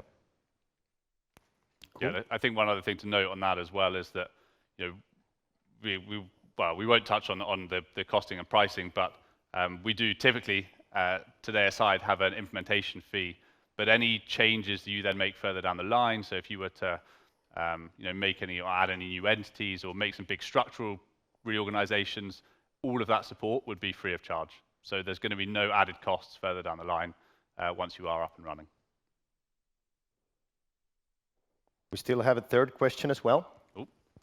So when a company is growing, how easy or difficult is it to scale the system and processes for the new subsidiaries? This question was asked by Mats. That's a very good question. It's straightforward and it's simple, and actually that's really where we've probably seen a real niche in the type of companies that we help. Those companies that are fast growing, are scaling, and need a solution that is going to scale with them. So if you're adding new entities, you're adding new accounts, new tasks, new team members, because of the way the system has been designed and it's been straightforward to use, it's been straightforward to maintain, you're actually going to be able to make most of those changes yourselves. We will always have a team member on hand who can help you, but you're actually going to be able to maintain the system yourself. I know a lot of systems will have a kind of dedicated IT person responsible. Teams don't need that for FloQast. You're going to be able to manage the process internally. Yeah, I think a big thing too is just when it comes down to the flexibility of the tool and really lends itself well to higher user adoption. So you're not, if you're a new employee, you're onboarding, you're not, spending 2-3 months trying to get sense of the tool. You're jumping right in, you're picking up where the person left off. Everything is documented and structured for you within the system, easy to access. So, when it comes to scaling, like Tom mentioned, it really is kind of our bread and butter. We are absolutely a tool that can scale and grow with you as you continue to add headcount, complexities arise, things are constantly changing. We know this as ex-accountants and auditors, so we've built a tool to reflect that. Yeah, and it's really not uncommon for teams to come to us and they don't have any closed process built out at all. So they've got a few team members who just know what they need to do in their head, but they've got nothing actually documented, so they have no checklists. They have a few reconciliation files, and then they use FloQast as a foundation to then build out that process. So rather than kind of taking the traditional route of using Excel, and then once they maybe get to a size where you may traditionally think you're ready for a system like this, they'll actually go straight for it straight away and use it as a foundation to build from. I know it's easier to submit questions over a computer, so totally understand. We'll be at the booth if you guys have any questions. Happy to have a chat, or we can go into the demo a bit more depth. We do have a few more slides. Tom, we'll cover off and we'll be done. We'll get you guys to lunch a bit early. Yeah, just one thing functionality-wise to tease out as well, and it's actually our latest release, and it goes back to what we're saying when we're trying to expand out from just managing the close and bringing in the wider finance function. So about a month ago now, we released our SOX compliance module. We don't actually have it within the demo facility at the moment, so I wasn't able to show you. But really what it's been designed to do is bring your whole SOX compliance program into FloQast. So your risk control matrix that maybe you're managing in an Excel spreadsheet still, you can bring it into the system. You can link your controls to your checklist tasks. You can link your controls to your reconciliations, and really being designed to centralize that whole process into our platform. So I got a few screenshots here, maybe a little bit hard to see at the back. But you'll see here, this is our central checklist task. You can see we can assign controls to those task items. We can also assign them to your reconciliations. So it's really preventing the duplication of work. When the control owner has performed their task or performed their reconciliation, it will mimic that that sign off in our SOX compliance module. So really bringing the whole process into one platform. I do think, just quickly to add to that, SOX compliance is kind of the way we're approaching it at that angle, but it really is controls related. It's any type of control environment you're trying to build or maintain or digitize. That's where this piece of functionality is going to come and help. So really not just geared to listed public companies in America, for example, but any company looking to build out their control environment, add more robust controls, and eventually get to that point if that's the goal. So it's again back to the flexibility of whatever the goals you guys have as an accounting and finance org. I know we stopped for questions, but anyone think of anything in the last 5 minutes?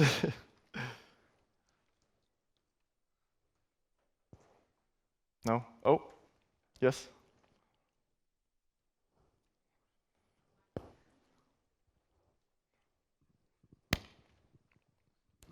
Hey, I have one question about the maintenance of the FloQast. So how work intensive it is from the company's perspective, and how like what is the typical organization to keep it up, like to have it in use?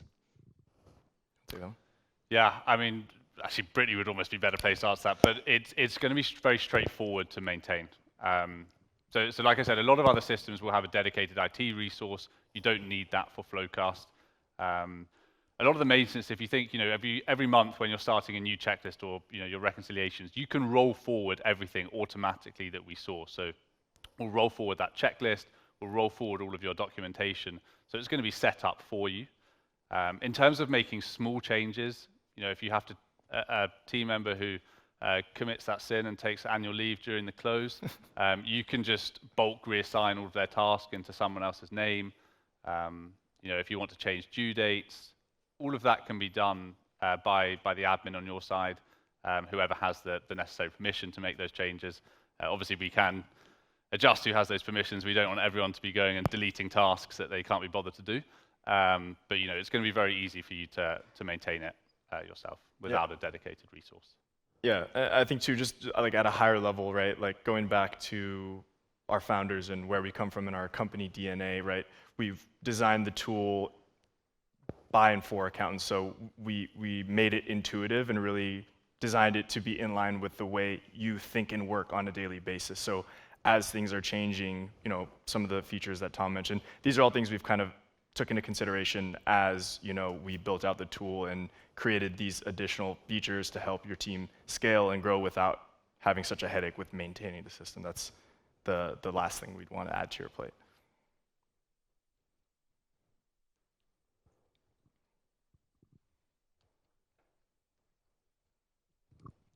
Hello. Hello. Where are the accounting files, the Excels, accrual Excels? Are they stored in the tool? You showed there an example that it fetches some numbers from the Excel. So they will all be the reconciliation files. They'll all be stored on your cloud storage, so your Google Drive or your OneDrive. We just set up an API integration to read into those files. But from a storage perspective, they're all stored on your cloud. Thank you.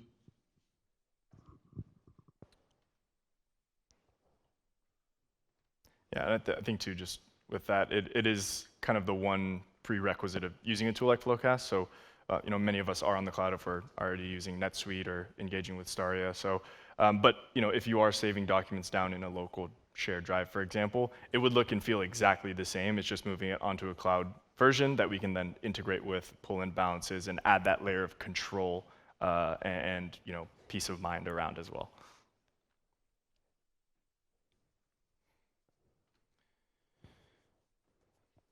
Any more? Or are we keen for some lunch? I think we're hungry. I'm a little hungry. It's like 2 a.m. for me, so I don't know why I'm hungry. But all right, well, thank you, everyone. Thank you very much. Appreciate it.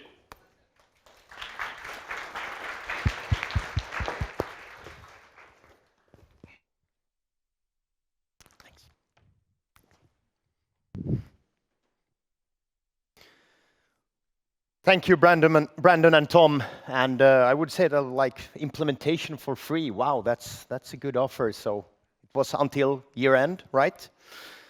And well, remember, if you want to talk more with the guys from FloQast, Tom, Brandon, and Brittany, they have their own stand. So please go and grab them and talk more with them. And yeah, oh no, not that one, this one. Now it's time for lunch. And well, we will have the lunch. We will continue the stream at 1:30 with Smart Brands Laboratories growth story, and well, followed by the panel discussion. The lunch is served at the restaurant. I think it's just around the corner here. We have some tables also booked for us. And please take the opportunity now to talk with other NetSuite users, with each other, with the folks from Staria, from Oracle NetSuite, from FloQast, everyone. And yeah, well, enjoy your lunch and see you here at 1:30 again. Finish time.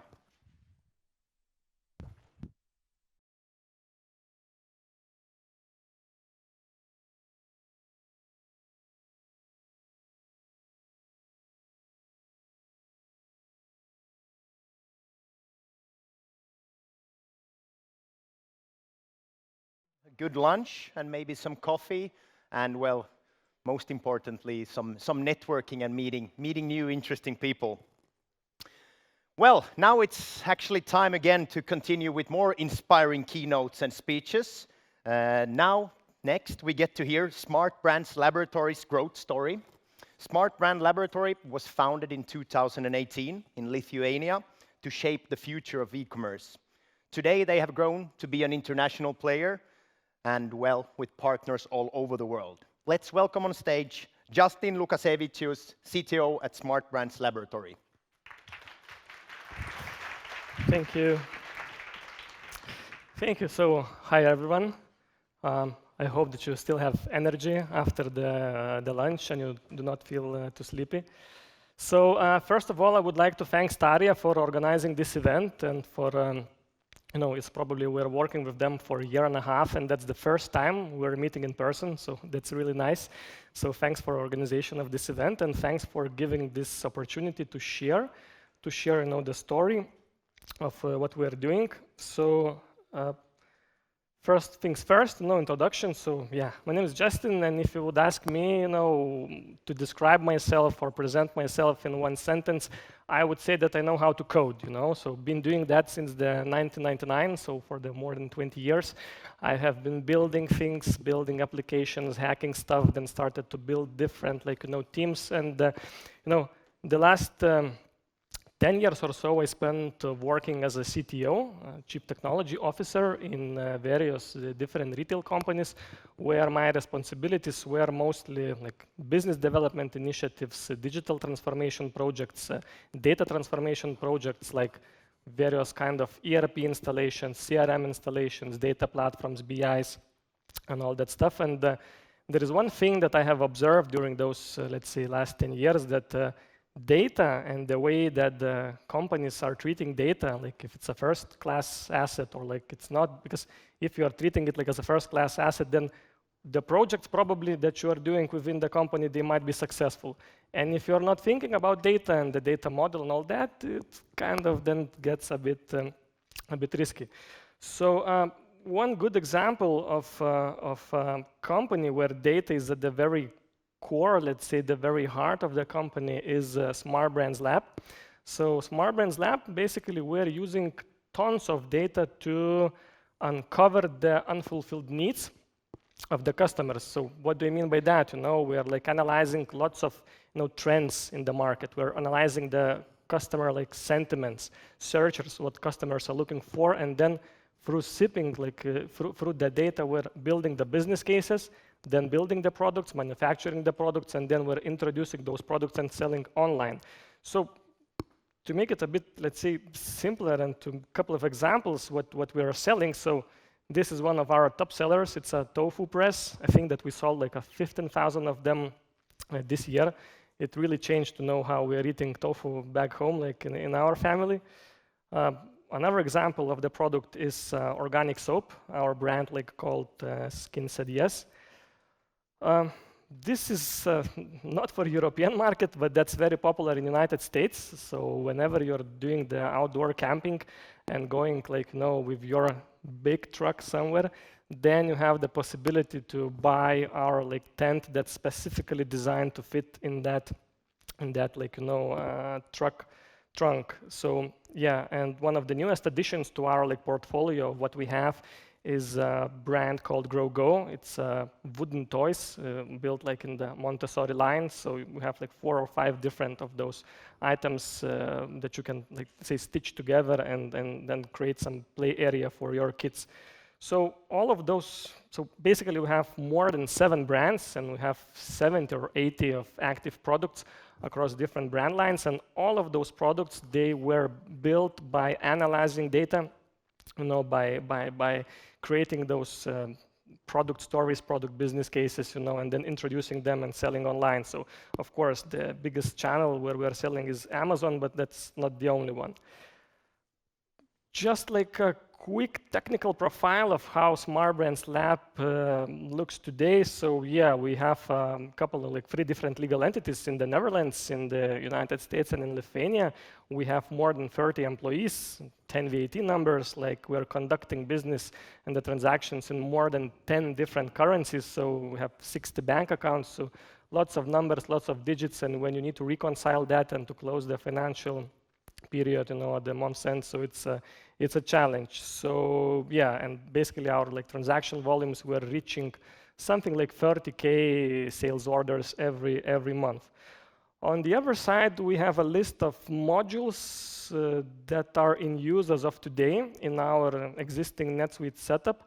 And out of those modules, probably I would like to point out 2 of them. So one is being NetSuite One World, that helps us to have a consolidated view and to have all of those different legal entities under one umbrella. And another module is Suite Analytics Connect. So us being data geeks and having lots of data, analyzing that, this particular module helps to extract all of the information from NetSuite ERP, and import into our data cloud, into our data platform for, let's say, further analysis. So those 2 modules, they really are important in our setup. So how we ended up there, so, and why this company needed ERP at all. So just I would like to recap the first years. Like, as it was mentioned, the company was established in 2018, and like every startup, it's the most important mission for every startup is to validate the business idea, if the business model is working or no. So you cannot put ERP system, you cannot expect a process maturity at the very beginning of the company, and basically you are empowering your employees to solve various different challenges by just giving them company credit card, and then employees, they are purchasing different software as a service solutions, and I believe that you have this in your company as well. But when you have more than 20 of those business applications for projects management, for accounting, for all that, when you have more than 20 sales channels for B2B and B2C, and multiple jurisdictions, multiple legal entities, there is always a question that every startup it's asking itself, so are we earning or are we losing money, and that's a very tough question if you don't have any solution, any foundation in place. And if you are doing the data integration by just manually downloading files and combining all of that, and if you have multiple BI systems to analyze that, it's basically very hard to understand, do you have some money or no. So, I think this should look also familiar, whenever you're doing that reporting, before ERP systems, you're ending up with tons of different files with tons of different versions, So we have one file for master data of the products, another file for the inventory movement, the other file for budget, and then the 4th file for some kind of, sales results from different channels. And then you need to bring all of this together to make sense. And yeah, if you have a master reporting template, Excel template, and you are hitting the refresh pivot table, sometimes it takes more than a couple of hours. And in our cases, a couple of years ago, when we didn't have the ERP in place, basically, the reporting process took so long that the meetings, they started to get canceled. So imagine it's Monday morning, Monday 10 a.m. You need to have a recap of the last week, and data is not there. So you cannot understand. So that's the time, when our technical team, we landed, let's say, in Smart Brands Lab, and we started analyzing the situation. We started looking for first of all, data sources, just to understand what kind of data exists within the company. And yeah, ERP is any kind of ERP system. It's not only NetSuite. You need to have data if you want to automate certain processes. First of all, you need to understand, where is the data. So what we did at the very beginning is we built a map of different systems, so it's very hard to see, but maybe it's not the point to go into the details. I believe that every company, every startup should have the same picture, the same map of systems of business applications used within the company, grouped in different categories, and then with the processes between those different applications. You need to uncover the data movements that are not so obvious in the beginning. So basically, you cannot begin any digital transformation project like ERP system setup without understanding what kind of data you have and how to combine those different data silos together. So for us, like, it took a couple of months, and after, like, during that analysis, we identified the key systems that we need to integrate, and that we wanted to get data from those systems and import into NetSuite for further analysis. So we grouped those in different blocks, different categories. So as I said, like, as I mentioned, we have like multiple sales channels, like we're mostly selling on Amazon, but like there were some smaller sales channels present too. So you need to get all of data from there. Then us being e-commerce company, it's strange, but yeah, we do not have our own warehouse. We're using lots of 3PL providers, like third-party logistics providers across the globe, in Netherlands, United States, and like it's not something that, and we're changing them. So in the beginning of the year, we're starting, let's say, with one provider, and then we're ending with totally new provider at the beginning. So still you have lots of that information that need to import. So one thing is that, we kind of did this map of systems that we want to integrate. And on the other hand, we chose Oracle NetSuite as our ERP system. Why NetSuite? Why Oracle?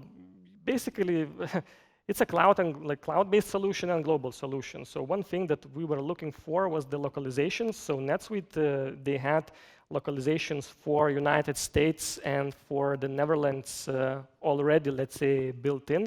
And thanks to Staria and Vinted, we also had the localization for Lithuania. So kind of we had all of our companies that we had, they were covered within NetSuite. And also, like, Oracle NetSuite is it's a popular ERP system within the Amazon sellers community. So we had multiple good references from the companies in the United States, and they were really happy with the solution. So we got like the systems that we want to integrate. We have the NetSuite on the other side, and the question is like how to bring data, how to get those 15 or 20 or so systems together.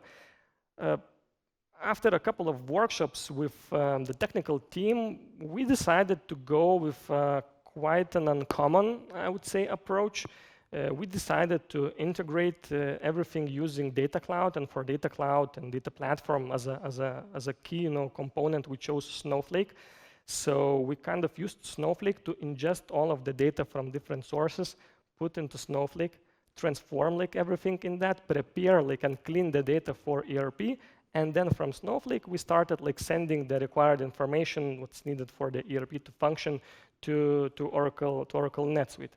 So that took some time, but as it was mentioned like in the previous presentations, it's very important to understand the data model of the industry in which you are operating. So let's say in our case, we are like a retail company. We don't have like physical stores, but still, even if you're operating online, so it's very important to understand that you have customer, you have order, you have items. Items, they have their own manufacturers, vendors, and all that stuff. So you need to have this detailed understanding of data model. How your company functions, and then it's like much more easier to ingest the information from different sources. So we build the automated data extraction, testing, and normalization capabilities. By extraction, I mean that basically you have like different sales channels. You have Amazon, you have Shopify, you have Walmart. All of those channels, they have sales orders. But there is like besides the name that it's a sales order, there is nothing in common. Like it's totally different specification of item of the data what you are getting.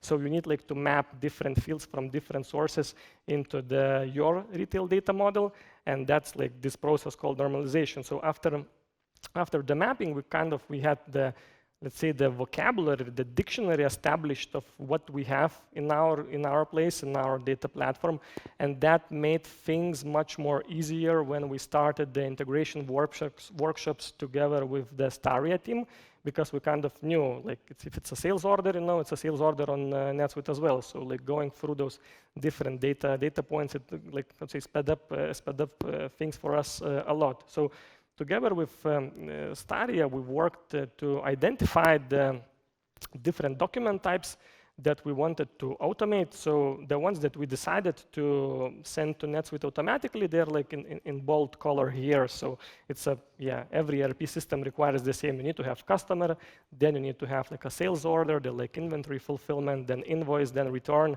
And if you're trying to break this, let's say, magic composition of sequence, the ERP system breaks down. You need to ensure that all of those documents, they come in the right order, in the right sequence, and that's what we did together with Staria team, during the workshops and during the integrations. Technical slide. I'm a CTO, so sorry guys, but this is an example, of how that looked. So we were using JSON as a data format, as a file format that we used for the integration. So it's one of the popular formats. So our team, in the in-house team in Smart Brands Lab, we were responsible for gathering all of that information from those various systems and basically squeezing all of that in one standard format in this JSON structure. And then after we were sending this information to NetSuite, it was already the responsibility of the NetSuite team, of the Staria's team, to import that data in JSON format and map it to the data model within NetSuite. So yes, we might send this kind of document that looks a bit spooky, but then when you're opening NetSuite and you're going and finding this order, it looks like a normal order, and that helps a lot. So for that, we developed hourly exchange system. So we are sending the documents pretty much non-stop, every hour, as we are getting them from different sales channels. Maybe one quick piece of advice for those who are working on similar integrations or who are undergoing a similar journey is that what helped us really much a lot, was the shadow launch. And this shadow launch concept is that you have a development version, the sandbox environment of, let's say, NetSuite that you're preparing for the go live. And of course, you're testing, the integrations. You're sending a couple of documents, a couple of customers, a couple of sales orders, and everything works. But shadow launch approach, what we did for ourselves, basically, we started to send all of the production data that we were getting from our sales channels to the NetSuite sandbox. So that immediately generated lots of load. And then we saw mistakes that it was impossible to detect those mistakes by the regular standard testing cycle.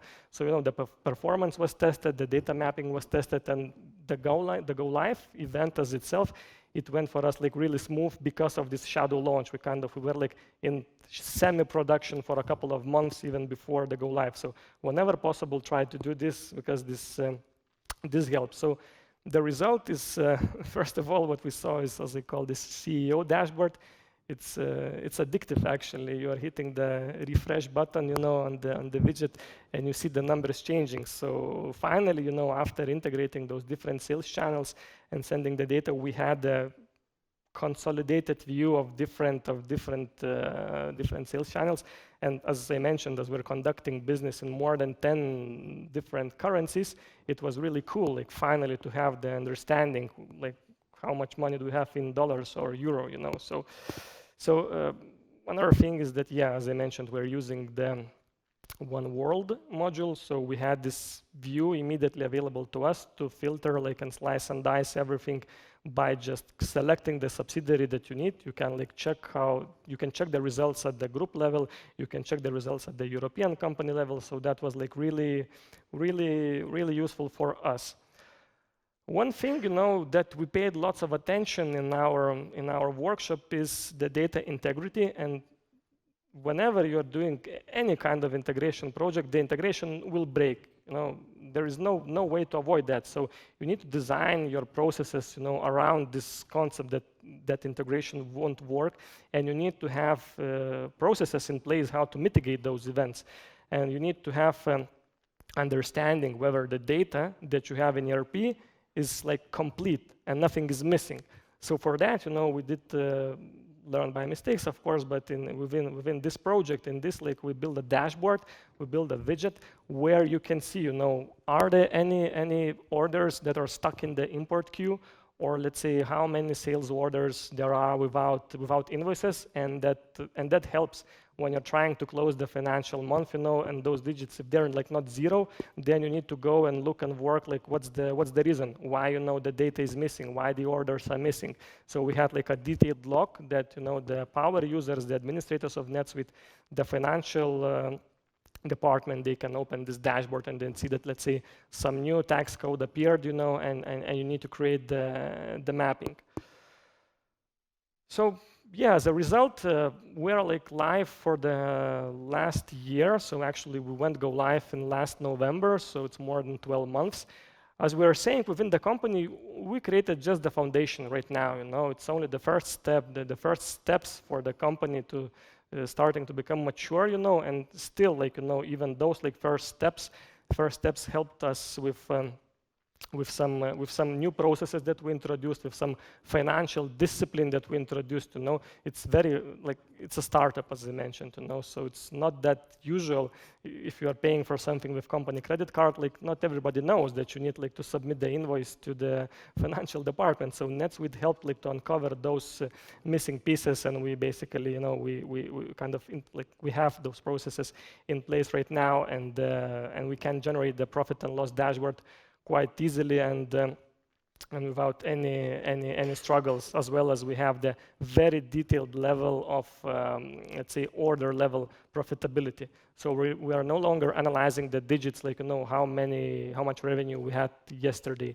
We can look at the every order level and understand whether that order was profitable for us or no. So that makes and if you have the access to this data, in the timely manner, that makes your decisions in the business much more easier. So as the foundation is there, what's next for us is we're thinking about two components, let's say, that we want to develop on top of NetSuite during the upcoming quarters. One is that we would like to have the finally fully automated approval processes of the purchases, approval process, because we want to have this 4 eyes principle. When somebody wants to purchase something, then it needs to be approved by the CFO or a direct supervisor. So we're planning to use NetSuite as a key component in that. And another thing, it's more connected to the overall strategy of the company, is that by moving towards achieving the operational excellence, we want to have automated workflow orchestration system in place. What does that mean? So imagine it's Monday, 8 a.m. and the employees are coming at work, and then they start looking for work. They're opening emails, they're opening dashboards, they're scrolling through the chats, and they are basically trying to find what's not okay, what digits are not correct. So if we have workflow orchestration system in place, it's the system who looks for those differences. And if we see that there is a drop in revenue or increase in costs or whatever that we can immediately get from NetSuite, then we are creating an automated task or tasks for the employees who are responsible for that particular area of business.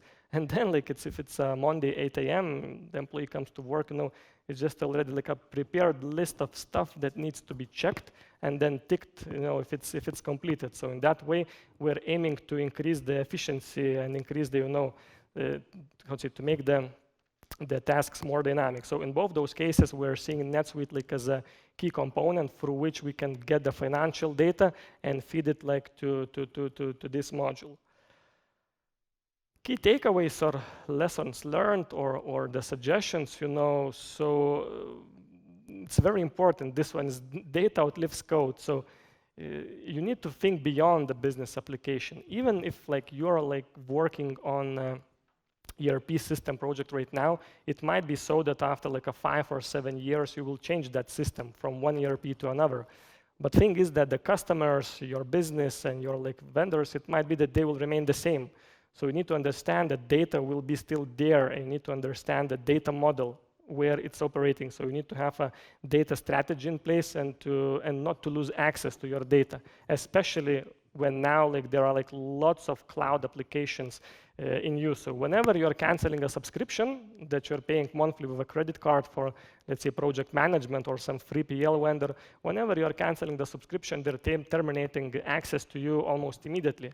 And if you had like 2 years of history backlog, you don't have it anymore. So you need to have this data, how to say, you cannot lose this data because that's very valuable and might be valuable for further analysis.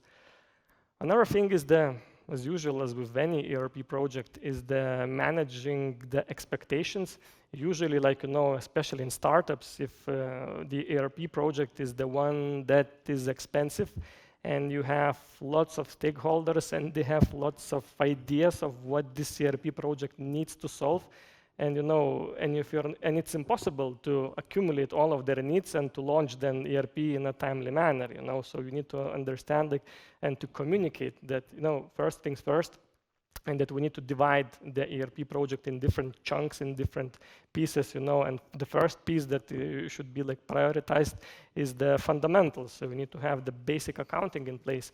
You need to have the basic processes in place for the financial department. And even this change, introducing the basic accounting on top of new ERP, it's already like a very huge change for the financial team, because like it's a new system, new interface.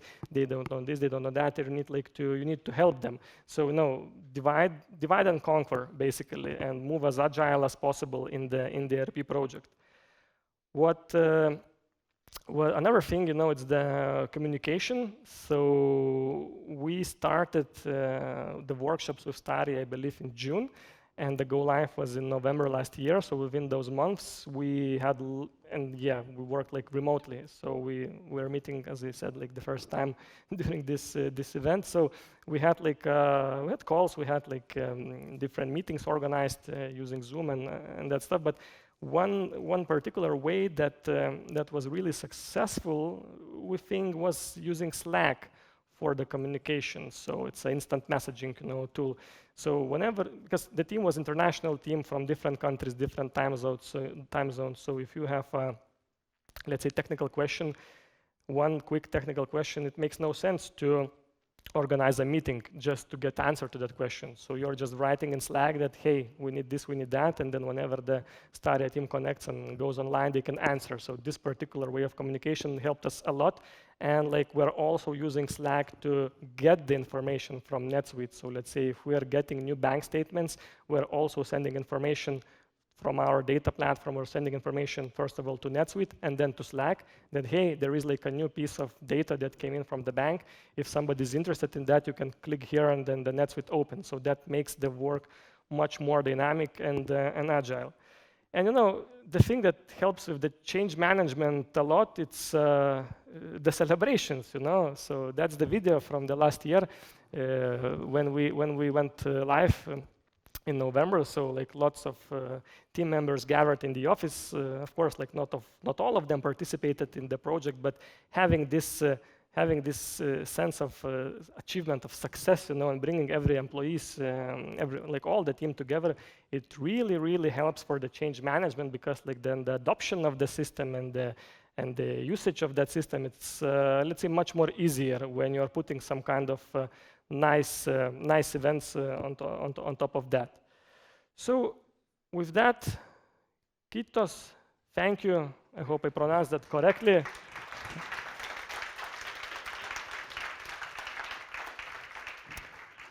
And if you or your company, if you're undergoing a similar journey or something like that, so feel free to reach out, ask questions, because as I mentioned, we are more than happy to share.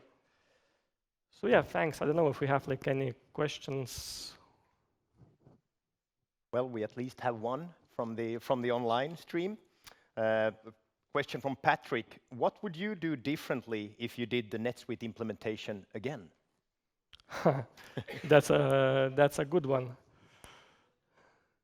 Yeah, there are some modules from some NetSuite vendors that we used, and they're not performing quite so well right now. So the point is that we would do more due diligence on picking the additional modules that we want to have with working on top of NetSuite. because in this case the decision was made like, how to say, too fast, and like it was a bit costly for our team to find a solution how to overwork that. So basically, it's the preparation stage. You need like to understand your requirements, but working in a startup, it's sometimes very difficult to understand what you want.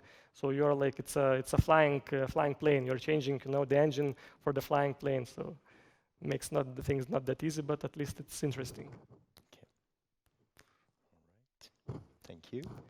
Oh, we have a question back there. So first of all, I really loved your speech from beginning to end, but I would love to ask a question specifically on data architecture. Yeah. I think you made a lot of interesting choices. For example, the way you're using a data lake in between, right? But what I also can imagine is that a lot of customers might not have the right capabilities internally when it comes down to the way you look at data and designing data architecture. So as someone that has that capability, how would you advise other organizations to take their first steps in creating good data architecture? Yeah, again, very good question. The thing that I would recommend for such organizations is to start building their knowledge around data as soon as possible. Because you cannot imagine your business 5, 9, 10 years from now without having the general capabilities of how to work with data, how to treat data as an asset, and how to use the data in your daily activities without a team in place. So, it might be internal team, it might be like consultants, but you need to have someone within the company who acts like as an ambassador, let's say, and who preaches the data strategy and who is like interested in that, not just like, citing and quoting some articles, but who is really deep into that. So my advice is like to hire such person or to promote such person from the company, find it like within the company as soon as possible, because that will help not only in the ERP project, but in all the projects that will happen in that company in the upcoming years. Thank you. Just a question on that. So you mentioned you either using consultants or internal teams on that. Would your personal preference be internal promotions, or do you think you can be as effective just hiring consultants and looking at your data? In-house is always better because you have the understanding of the business. The people who are working like for quite some time in the organization, they know ins and outs of how everything is happening. And for the consultants, they have the theoretical model of the industry, let's say retail, but then like there are no two similar companies. So if you have the possibility to grow someone from within the company, that would be the choice. Thank you.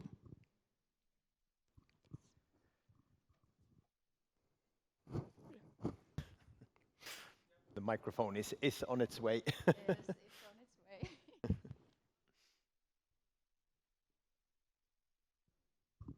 Thank you. So maybe a similar question to that, like it was talk about the data architecture, but how about the integration itself? Would you prefer like own build solution or something from the market like MuleSoft or something? What's the pros and cons? Well, in this case, we had the opportunity, let's say, to use the internal team as Smart Brands Lab. Like it's a part of larger group.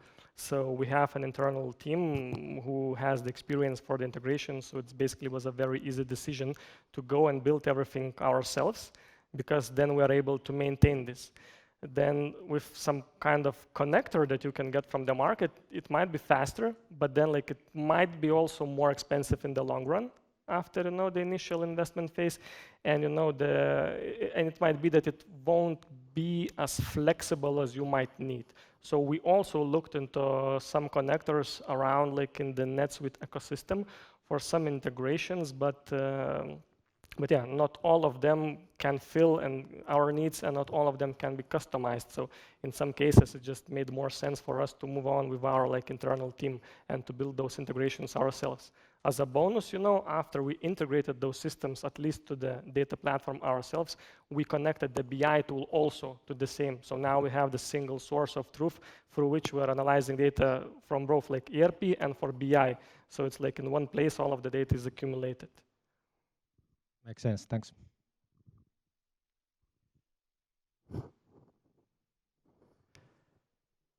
Thank you. Yeah.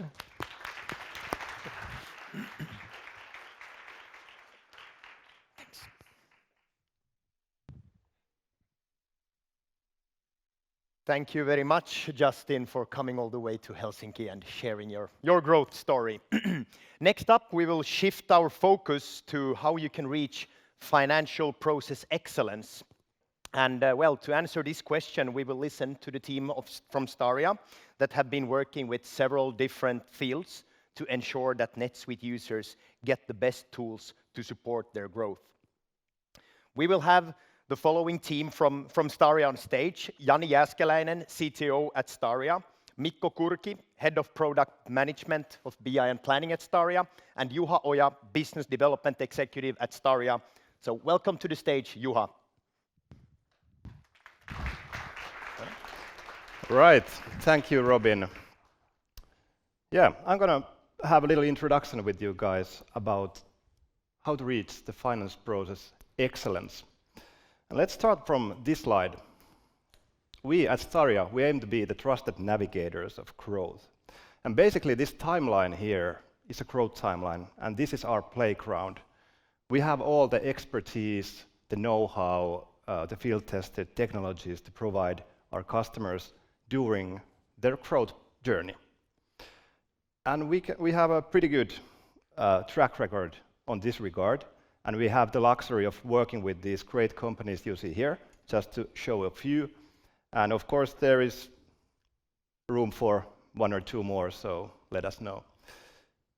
But how do we actually help these companies to reach the financial process excellence?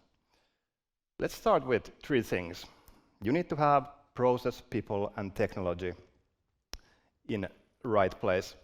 And basically, fluid processes and great management behind it. You need to have the right people with the right skill set at the right places. And then, of course, you need to have future-proof technologies like NetSuite to build everything on. Okay, how does this translate into Staria offering? So here are 5 things. Financial management growth readiness. We at Staria, we want that our customers' CFO and the CFO office, they know where they are now, they know where they are heading, and what kind of obstacles there may be in the future when it comes to financial management. And for this, we have the Financial Design Sprint, which helps our customers to build the roadmap for the future. And to support it, we have the CFO office services. And in short, if you're a CFO or controller or anything, we will help you in every step of the way when it comes to financial management and the C-level decision-making and planning. Then, fluid daily financial operations. This is the bread and butter of Staria, still is, and we offer these services globally. So global accounting, global HR, payroll. And this is where the Staria awesome teams and know-how really kicks in the operational level. Then, global proof financial technologies. This is the NetSuite day, and of course we are proud partners of NetSuite, and this is the absolute spearhead for us. We build everything on NetSuite and continue from there. And as a follow-up, still we're talking about technologies. We talk about automated financial management. So we have a great set of technologies and know-how to start optimizing the processes like RPA, AI, integration platforms, FloQast, for example, process mining, suite apps, a lot of things you can use and we can provide you to automate your financial processes. And Jani is actually going to talk more about this category in a second. Then, last but not least, the data-driven business management. We have awesome BI and planning solutions, and Mikko is actually going to talk about this in a second. But these are the building blocks we all need to reach financial process excellence. And now it's time to pass the puck to Jani and go dig deeper into automated financial management and to be more exact into automated AP process. Thank you. So, thank you, Juha. So, continuing what Juha said, from my perspective, what Staria has is a sort of a growth platform for companies that want to grow. So that growth platform is a combination of people, process knowledge in the financial outsourcing, and of course, technology. And as you can see, and on why we are here, NetSuite is a very at the very center of our development and what we do. But the thing is that a lot of people don't know that we are also very active in developing our own software, value-add software, complementing NetSuite. So we secure the compliance of NetSuite in 9 countries through our localizations. We have the BI planning solution that was already mentioned, but then we also have our own AP automation solution, which I'll be covering a bit here today. So let's start with the background, the pain. AP automation, for one, what it means is that we want to minimize the manual steps needed in the AP or account payable process. Now, it's good to understand that Staria as a company, we are a pretty big processor of vendor bills or account payable. So we have a sizable AP service center offering towards our financial outsourcing customers. Our largest customers receive, give and take, 40,000 invoices a month. So that's a lot. That requires then us to be very efficient in our process and processes. So when we talk about the AP automation solution on dilemmas, it kind of like we eat our own dog food. We need to have the best tools in place for us to be as efficient as possible. But of course, together with our customers, we've seen and we've understood that the bottlenecks in the AP process. So firstly, what we see is that the processes are still rather manual, even paper-based. And so it really doesn't scale. You need to digitize the process. With this comes the fact that you are not necessarily able to track the transactions in real time, or far from it, giving that inability to work in an agile manner as a company. Then, of course, is the fact that, and why companies usually acquire NetSuite is that you want to work on, over multiple regions.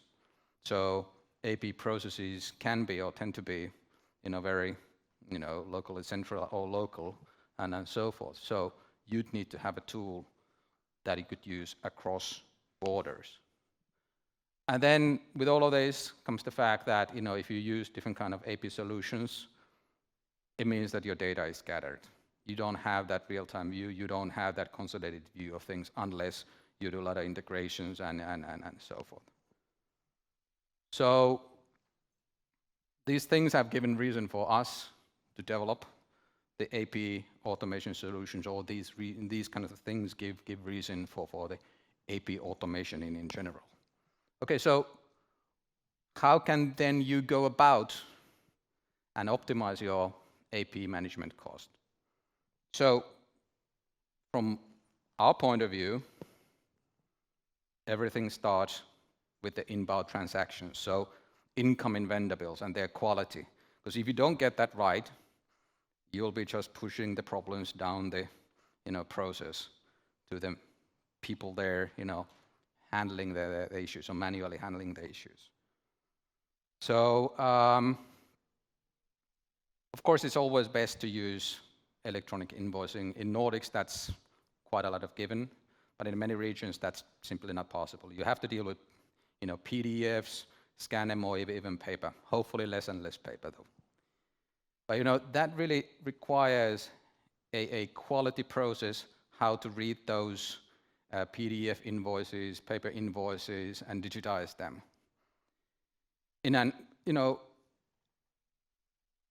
Many vendors claim that you can do that by technology alone. I disagree. You need to have that manual validation as part of it, especially if you want to extract the line-level information from the vendor bills. You need to have that quality assurance in order for example, any other automation tool to use them. Now, when you get that right then, we can turn on the AI superpowers and use AI or machine learning tools to the pre-posting or forecast the pre-posting dimensions of your vendor bills. Usually, when we use AI, we usually forecast 3 to 5 different dimensions. Dimension can be cost center, account, location, etc. And when you combine the AI predictions, if you have good amount of volume, if you combine the AI predictions together with rules set within NetSuite, we can achieve, or our customers have achieved, 60 to 80% straight-through processing rates. What that means is that over 2/3 of the invoices will go directly to payment, or they will be just approved by an approver, and there's no need for the AP professionals to touch them. So you can imagine that saves a lot of time for us, and it can save a lot of time for you guys. Then, of course, it's important that as the AP process is very pervasive, so basically it touches almost everybody in the organization, so that you have a tool that can be adopted by whole team, the whole team within your company or our company. That means not only the professionals, but the approvers alike. And that the tool that you have in place is a one that facilitates a logical and digitized process of handling the invoices. It includes, of course, the two-way, three-way matchings and all of those, but also that it really supports the fact that everything, the information is within one domain, that is easy, convenient to use, and the transactions that you do are recorded in real time, so giving that agile view to it. And then, of course, the vendors need to get paid as well. That's part of the AP process, and it's again, we are talking about real-time view, of your, in this time, the cash position. So that's why you need to be able to have as automated payments as possible. So this is why we've developed Staria Flow, which is an end-to-end AP automation platform. It starts from the invoice capture, ensuring that quality input of the vendor bill data. We have the posting AI, which is basically a cloud-based AI tool to forecast the pre-posting data, the dimensions. To the inflow, which is the tool that sits natively within NetSuite, where the pre-postings and approvals are done, all the way to the banking, to the payment release. So by using Staria Flow, of course, as any AP automation time, you will save time, but it's important that, and it kind of like it's a differentiator also for us, that when everything sits natively in NetSuite, it's both convenient and secure. And the fact that, the solution that we have is designed to grow from small instances all the way to an AP service center level. So basically there's that proof of common journey should your company or should you want to grow with us. And of course the fact that it can be used across Europe or globe if need be. So hopefully I was able to explain you a bit about how we think of AP automation and how we can make it more efficient.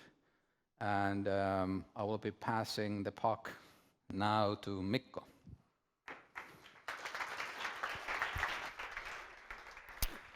Thank you, Jani. And, I'm going to start by talking about the big hassle, because there's usually unnecessary hassle in the beginning of most journeys towards data-driven business management. This is especially true for mid-market companies without internal data teams and where finance is responsible for the development.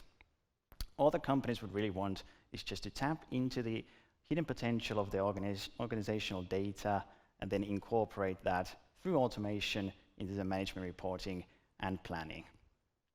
Also, one of the most desired end results is probably the ability to share insights across the entire organization easily so that everyone could be empowered with data. But let's go through quickly what companies are facing as they are trying to achieve this dream state of data-driven business management. Well, first, you should probably invest in a BI solution of some sort.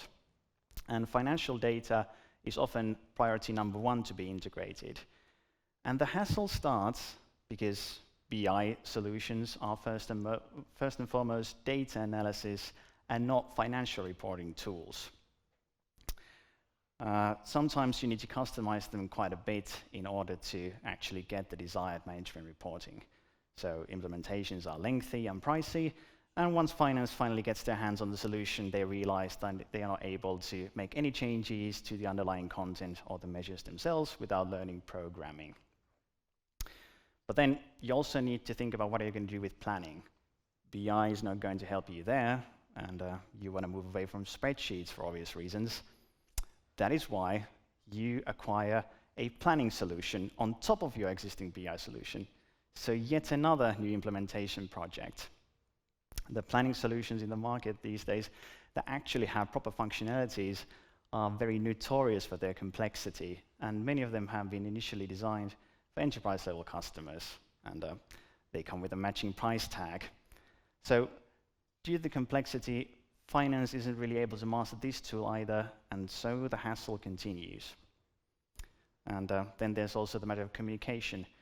How are you going to share reports and insights and ask comments related to those from key stakeholders? You're probably relying on sending out emails with attachments where you're referring to certain reports or forecast versions, and this makes the active discussion between different business operations difficult, and finance usually needs to be the mediator in this communication. And naturally, other data sources besides BI and planning data are important, and the data is scattered in many different software. I would like to have it organized in one single place where it can be retrieved easily in the correct format for reporting.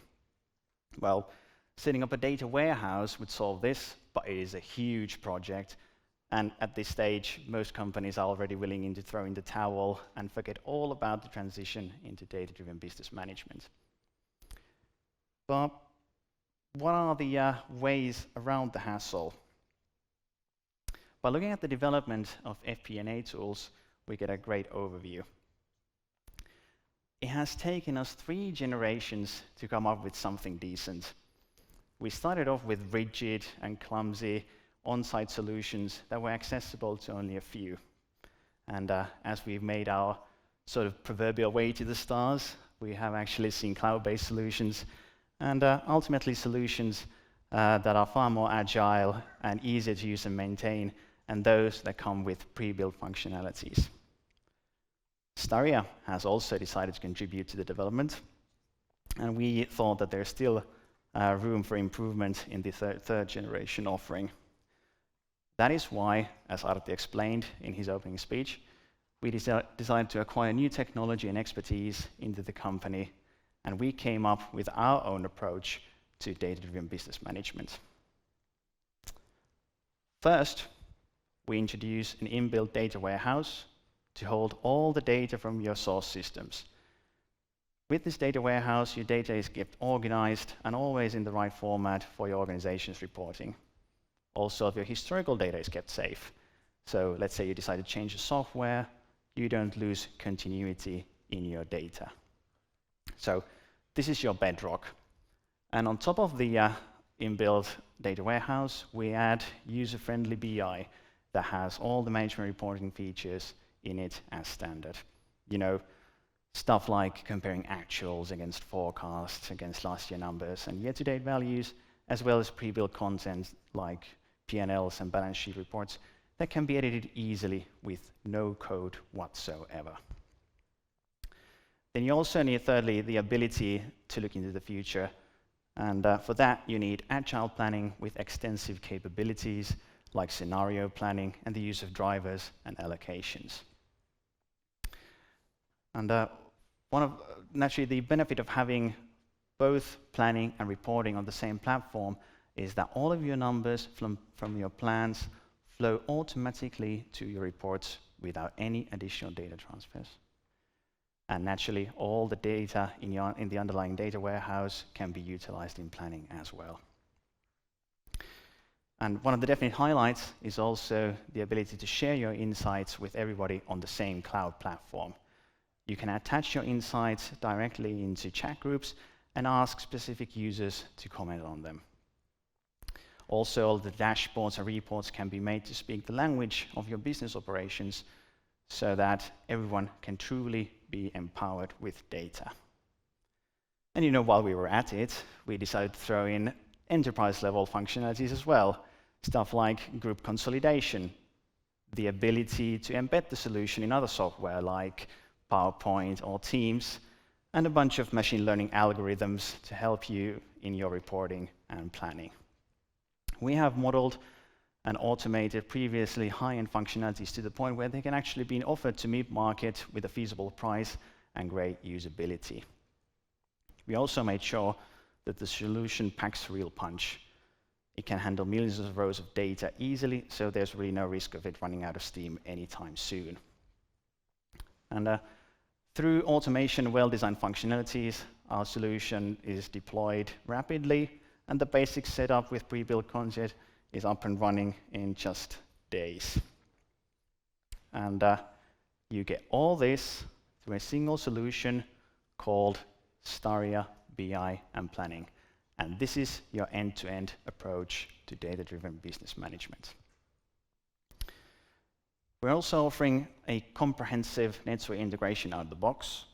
And through NetSuite's API, we are importing all of your actuals and metadata through scheduled data refreshes. So let's say you add a new account or create a new subsidiary, all that data is being updated automatically into the solution.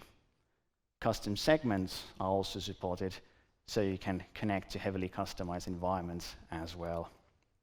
Besides NetSuite, we have tens of other integrations available as well, so you can enrich data easily. And with the best cloud ERP in the market, you have one killer of a combo in your hands. So all in all, we have covered the groundwork for you, end to end. No hassle, just instant value creation. Staria BI and Planning is a solid foundation for all of your data-driven business management needs, and a reliable compass for your growth journey ahead. And ultimately, we are here to enhance meaningful financial conversations through automation. Thank you.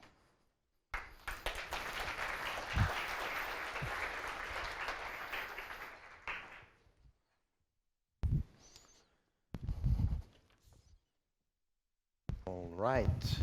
Well, at least we have one question that came in via the chat from James. How does Staria Flow differ from standalone AP systems outside of the NetSuite ecosystem? Okay, so for you, Jani? I think that's for me. So I think there are two key differentiators. First is that we have an end-to-end solution. I mean, from the invoice capture to banking, so we can provide a end-to-end flow. The second thing is that we work the approval part, the pre-posting, all of that. Everything works natively within NetSuite. So when you do a transaction, it gets recorded immediately. Also, all the data resides in one database. That is the NetSuite database. We don't have to do any integrations between systems. Again, bringing down the complexity, meaning about the security, information security, and all of that. So I think that's key. Thanks. Other questions from the live audience? We have another one here from Stina. How does the acquisition of Vision Bay affect the BI solution? For Mikko, maybe? Yeah, I can take that. Naturally, it has brought us so many extensive capabilities that I just went through. We are now able to offer new technologies to our customers, starting from data warehousing to, for example, machine learning algorithms, on top of all these traditional BI functionalities. And I can tell you that we have very, very ambitious goals ahead of us for our BI offering.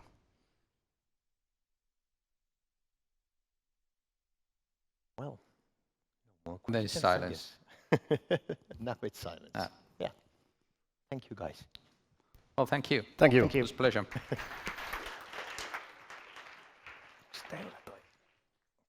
Yes.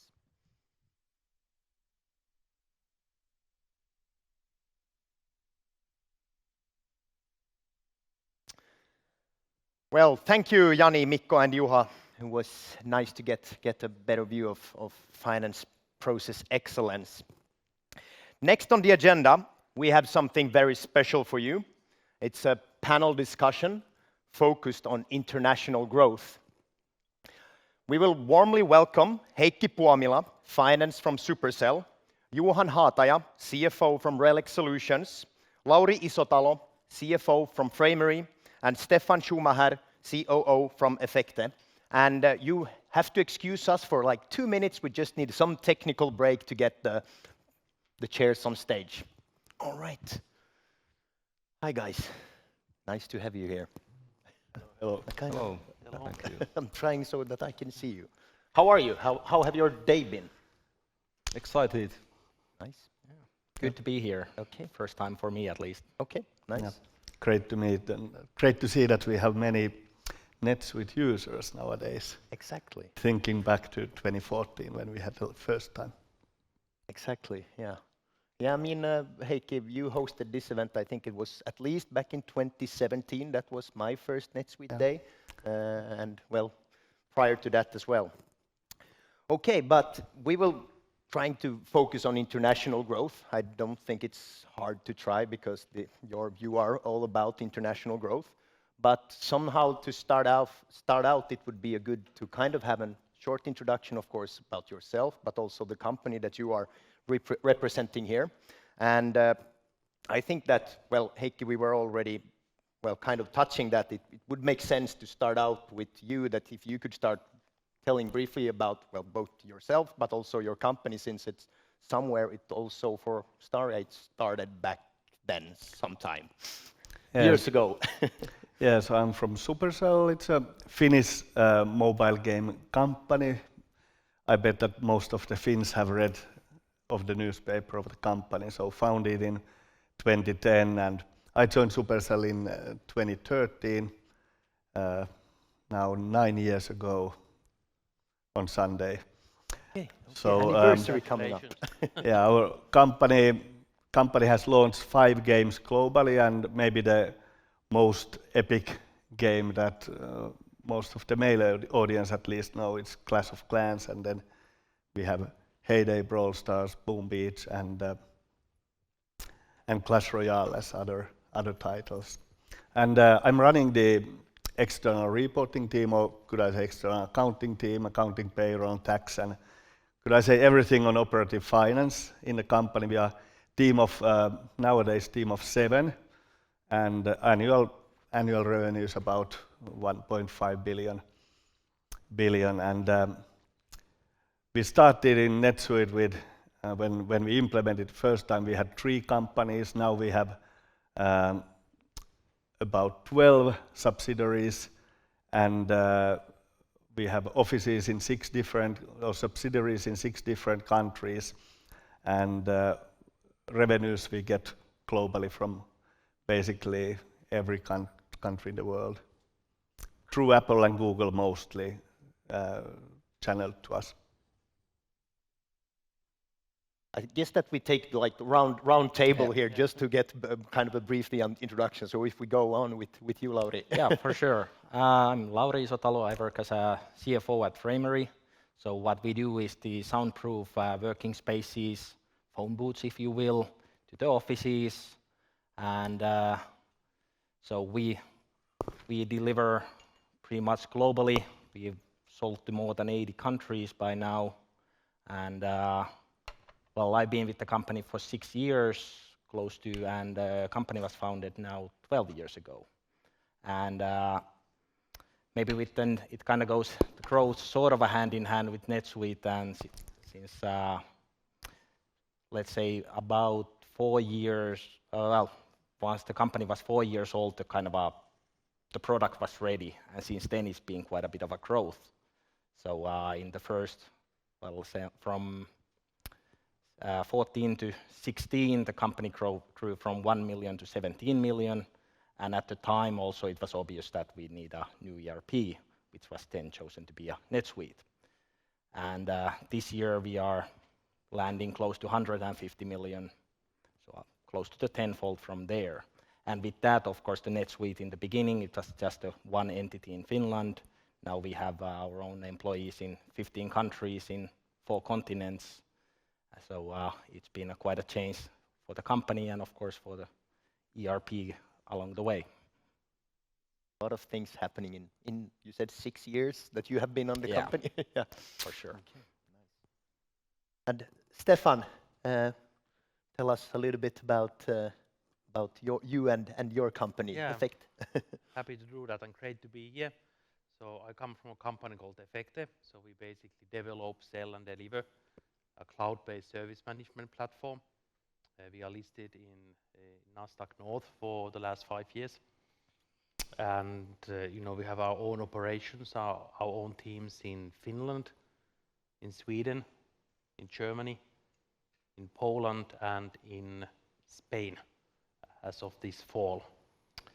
And my own role is COO, and what does it mean? I oversee our sales, marketing, our professional services and customer support. So I hope I can bring a bit of a different perspective into this discussion today. And I've been at Effecte for 3 years, and it's definitely been a blast so far. I guess it's my turn. The last one left. Go ahead, Johan. Yes, so thank you. And so I come from a company called RELEX. We are a software company. Basically what we do is retail planning and supply chain planning and optimization platform that we provide as a SaaS service, mostly to retailers and manufacturing companies. And to kind of give a simple example of what we do in practice, so for instance, our software is ensuring that here in Helsinki, in Alepa grocery stores, there is the right amount of milk containers on the shelves, and to ensure that Alepa is maximizing the sales of milk while also at the same time ensuring that there is no spoilage and so forth. So globally, on the global scale, we are basically delivering profit impacts and efficiency improvements measured in billions of euros to our customers. And we are headquartered here in Helsinki. Today we have 18 subsidiaries across Europe, North America and Asia Pacific, approaching 200 million euros in annual revenue, and yeah, it's been quite fast growth. I joined the company in 2014. We had roughly 6-7 million euros of revenue back then. Then became responsible of the finance function in late 2015, and that's also the point when we decided to switch to NetSuite, and that was definitely the right decision. So the system has been scaling very nicely with our growth. Good to hear. Cool. I was actually during lunch talking with another NetSuite user that is in the room here today, and we talked about some countries that are kind of relevant for them to go into to the next. And well, you have different challenges in different countries, and it might be more straightforward to go into some countries and then more challenges in some other. But what would you, on top of your head, would you say that would have been the country that have included most challenges that you faced when you implemented NetSuite? Can you come up with some, like you had problems or challenges with? Well, for us, a couple kind of different examples come into mind. So US is the biggest country, biggest market for us. And there certainly the state level structure, different taxations, that was a bit of a headache, but not maybe so much from the system point of view. I guess still NetSuite is built on that. Yes, yeah. So also we had so we implemented NetSuite beginning of 2017, and at the time it didn't have a native Finnish accounting standards. So at the time that caused a bit of a, let's say, work. Nowadays it's of course different situation. And maybe lastly, it's less of a system point of view, but overall the most difficult market is Japan. It is, well, I suppose overall everything is quite hard to comprehend sometimes. Yeah, I think to me, first comes to my mind is China, because you kind of never know that when the local accountants say that you need to have a compliant system, and do you need to have the duplication so that you have the government approved system and then you have your own accounting system. But then the dear China friend US comes to my mind as well when thinking of the really the state level rules on taxation, and it's not maybe necessarily, it's not related to NetSuite, but that kind of bugs me every time I hear that we have a new state where somebody's visiting, and kind of gives itches that what type of a non-OECD transfer pricing related kind of a non-compliant state there is behind there, which is not having a treaty with Finland. So US bugs me most. Yeah, Any I think specific countries? Yeah, sorry. Yeah, I think all countries have their own kind of particularities. I don't think that any country for us has come up as a particularly difficult compared to anything else. But I think, well, for us maybe the most complex ones have been maybe Southern European countries like Italy and Spain, mostly because of the kind of local requirements. And I think some time ago I heard a joke, which is probably partly true, is that in Italy companies have 3 set of accounts, one for the parent company, then one for the tax officials, and then one for the internal management team, and feels that might be true in some extent. Stefan, do you have any? Can also be from like an operational point of view as well, with the challenges going into a country. I probably look it from a different perspective. Yeah, I look at the market and I look at the go-to-market, like how do we go to the market and what are the issues for us as we go into a new market, like how is the market working, like what are the channels and routes to market. I mean, every country has their unique flavors. But I think if you just look from a NetSuite perspective, I think it's been relatively straightforward for us to start operations in the European Union countries, and I think maybe one unique point is that we did an acquisition of a Polish company in early July, and I think that has been it's been a bit of a challenge, not from the tools side, but more from the kind of how do you do the migration and how do you do all of that work. But luckily, I think we have had a good partner helping us here, you guys, so we're going to get through it, but I think it's more about transformation and change management compared to the tools itself. And when you mention also change management, because kind of I was kind of also wanted to raise and ask you about that, how have you then kind of solved the different challenges, or is it always that it's kind of case by case that, well, now we need to figure out this with Italy having 3 different or how, do you have any examples of how you have overcame a challenge when you have the international growth? Anything that comes into mind? Yeah, I think it is more of a case by case, because sometimes it is from system point of view, sometimes it's taxation, sometimes it's even sort of organizational limits come or something along those lines. I'm thinking if there's some common theme, but can't quite think of anything except maybe being flexible personally. Exactly. So nothing beats hard work. With the US states, it's actually one thing that in Finland, when we have a law and we need to apply the law principles of the law, it's straightforward. We almost know what is the right way to do, but then some claims from the states coming, which are actually nobody else is following, but then they are picking the biggest foreign company there and asking, hey, have you done this? And then when we ask them, okay, have the other companies done it?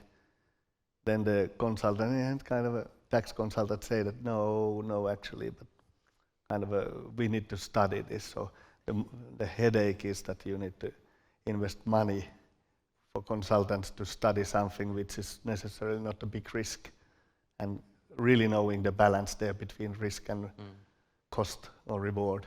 Yeah, that's a really good point. I mean, there's probably this kind of just a difference in some of these approaches. Like when you do your tax return in Finland, it's 2 pages, right? Yeah. You do that electronically. I submitted my tax return in the US on the first year I moved there. It was 50 pages, and I got a consultant working on it, and I paid like $3,000 for that to get done. So I think it's a good example. I don't know if I would have needed it, but I was stupid enough to pay. And earlier today, both Artti and Gacho mentioned, we live in quite uncertain times, and with geopolitical crisis going on and increasing interest rate and also increasing inflation rate. How would you say that? I guess that it have affected you in some way, at least in your, both from a system point of view, but also I guess from an operational point of view, if you like to comment this topic. Yeah, I guess for us being a manufacturing company, it's obvious that it's been quite a interesting last 12 months, both from the inflation point of view, but also all other kinds of supply chain disturbances. So for us, which was our sort of a competitive edge, was that our supply base is close by. So it's mostly northern countries, Baltics, Poland. So we didn't have as much supply side issues, but certainly the inflation is there. And the other one, again, from the manufacturing point of view, is the freights. So just to put it in perspective, getting a container from Finland to US went 5-fold in price in about 12 months. So it's certainly, I guess the point being that there's one thing that you can financially plan and budget, and the other part is just knowing what's happening so that you can react quickly enough, whatever that may mean. Yeah, but I think the kind of nowadays, already when the pandemic hit in 2020, it has kind of become a new normal that there is all the time a lot of uncertainty in the market. So I don't think that this year has been any different from 2020 or 21 from that perspective. Obviously, the kind of challenges and problems are different than 2 years ago or a year ago, but still what it has meant for us is that already in 2020 our kind of planning cycle was accelerated very, very much. So if we previously updated our financial forecasts once a month, basically we are now more or less on a kind of continuous process every week updating and looking at the most recent data we have to ensure that we are kind of on top of what's happening with the business. Good point.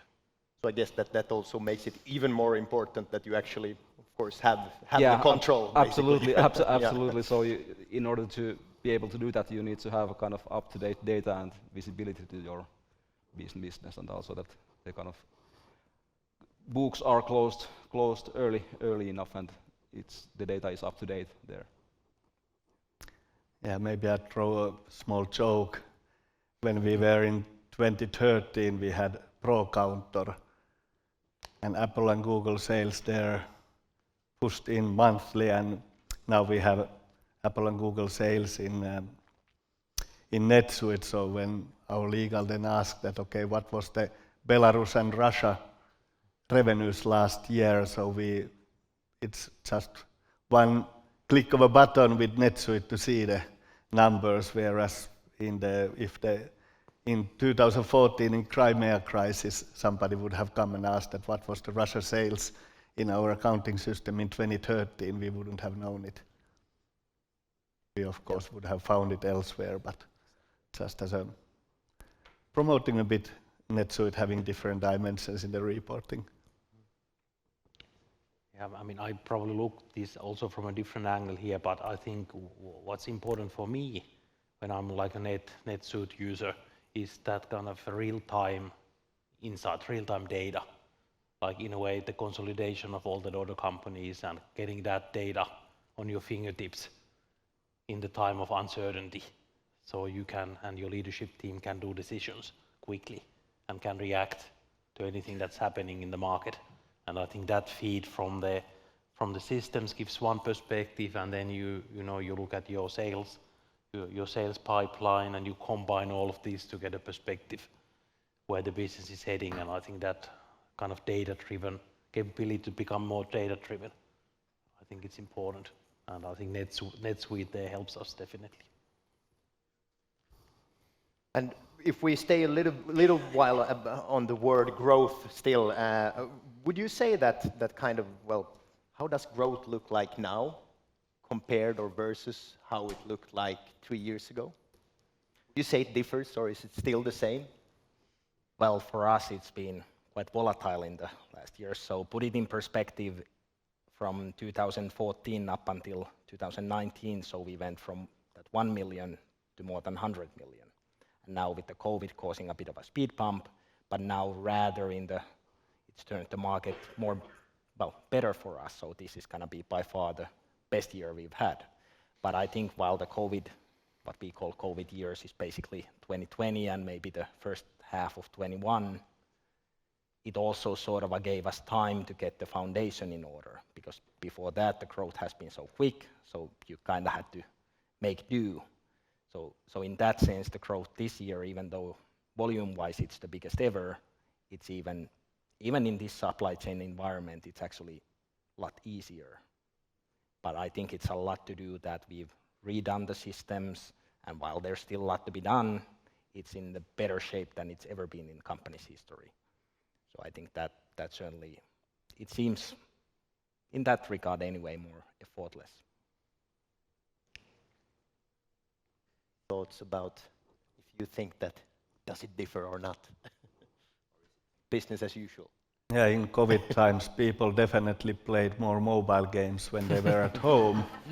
But then when you think on the consumer behavior, of course, for example, myself, is that when I have more time to play, then I maybe spend less money, as typically busy people accelerate their progress in the games when they don't have enough time. So it's kind of a double-edged sword on COVID, and maybe on the gaming in general, the console market grew way more during the COVID. And just thinking now on the current crises that are the world is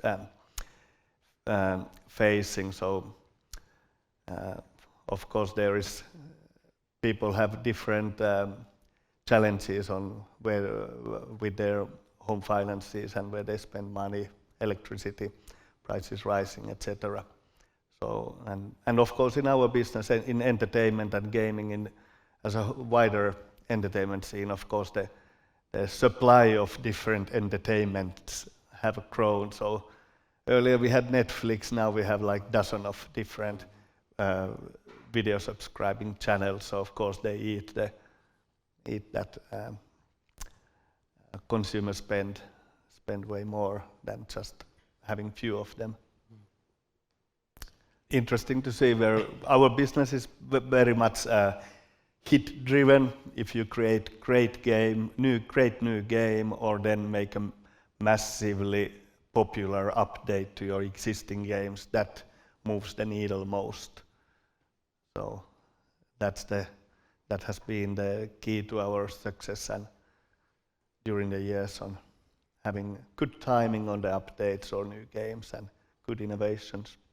So that matters most, truly. Yeah, and if I may add, I think absolutely there is now more uncertainty in the kind of short-term future than maybe a few years ago.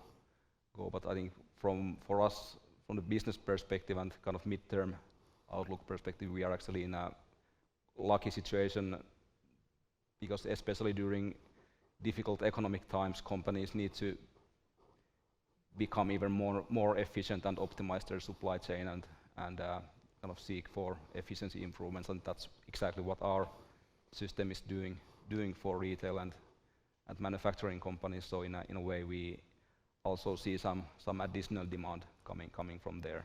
But obviously, I think at the same time, kind of the high inflation, potential recession. Obviously, that's I don't think that there are many companies that would benefit greatly from that situation. So it definitely adds uncertainty. Right. Then I would like to kind of course, we try, of course, to keep it. It's a NetSuite day, so we need to stick to discuss NetSuite. But I would like to kind of go back in your time a bit, and kind of go to the reasons why, the main reasons why you chose NetSuite as your business platform. Can you recall those reasons? I know that you have already mentioned a few of them, but what would you say if you go back to that when you were discussing and internally, but also with the vendors? Yeah, okay. Yeah, I think it's a easy answer why we chose NetSuite. So I think first one, we wanted to have one system to manage the whole group, so all subsidiaries. We had, I think, 6 or 7 subsidiaries at that point of time, and each of them had their own separate accounting or ERP system. So we wanted to first unify that, and basically that also then gave kind of real-time access to the whole group, so full transparency. And then the second one was pretty much to harmonize our kind of accounting processes and reporting, so including dimensions that we use and so forth. And then the third is kind of automate more, and especially when we are growing and volumes are increasing, ensure that we have a good platform on which we can build and then automate in the future. And that kind of automation part definitely continues still today. Yeah, we had similar situation, like three subsidiaries, consolidation in Excel on annual basis, and then back in 2013, SoftBank Corporation bought majority stake of us, and then we were then part of a listed company, and needed to provide them monthly reporting consolidated. So, and on top of that, they had the financial year from April to March. So I remember when I started in November 2013, and I needed to make the January reporting with Excel-based numbers on different financial years and try to get the currency rates explained in the reporting package. I felt a relief when we had in March NetSuite implemented, March 2014 NetSuite implemented, and I could just pull all data from the system between November 2013 to March 2014. So, but the three months with the Excel hassle was quite chaotic. One other reason, one set of numbers, so getting all the companies into the system, also we have a relatively simple consolidation, so also doing the consolidation in the same system. So coming from Nokia, where we had SAP and Hyperion, so then I was pretty confident that we only need one system to get the reporting and consolidate, accounting report and consolidation done there. So it was really relieving not to have the external reporting system in Hyperion, but just get everything from NetSuite. So that was one, and then thirdly was the if we had and when we had new companies set up, so it was really easy to add on NetSuite new countries. So pretty much a must-do thing when we had internationalization. Exactly. I just need to, it's nice when you are mentioning with the consolidation feature in NetSuite. We had the NetSuite tour in Stockholm three weeks ago, and there was also one in the panel discussion that actually mentioned this. She worked for every sport and now and have worked for Voi scooters, and she also said that it's not about NetSuite feature, the consolidation, it's more about the lack of knowledge about that you actually can use NetSuite to it. That was kind of her point of view, so it's nice to get it also here now. Yeah, you can do, even without having a consolidation module in a tool, you can do consolidation as different companies just add up, and then you can do manual consolidation and entries on eliminations and do it in the accounting system if they are multi-company. Cool. Yeah. Excel helps there a lot. As always. To be fair, the decision was done before I joined the company, but then it was a month later when the implementation was. So it was quite a fun start. Okay, so you just were thrown into it. Yeah, but I think the need overall was obvious. So there weren't, the growth had been so quick at that point. So basically all the systems were outdated, and just to get it. So the idea was to, since we have the manufacturing, and idea was to have everything there.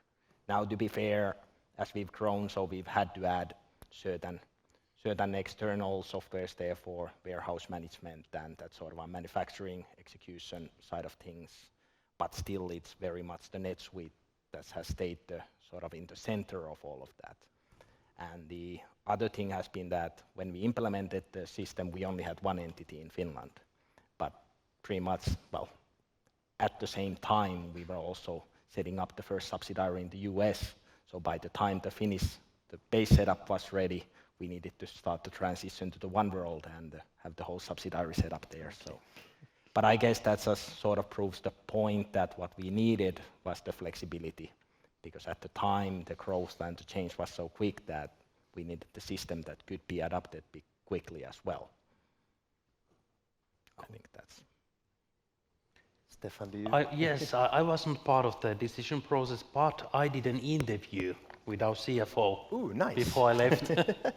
So I'm going to read her testament, or not testament, but testimonial.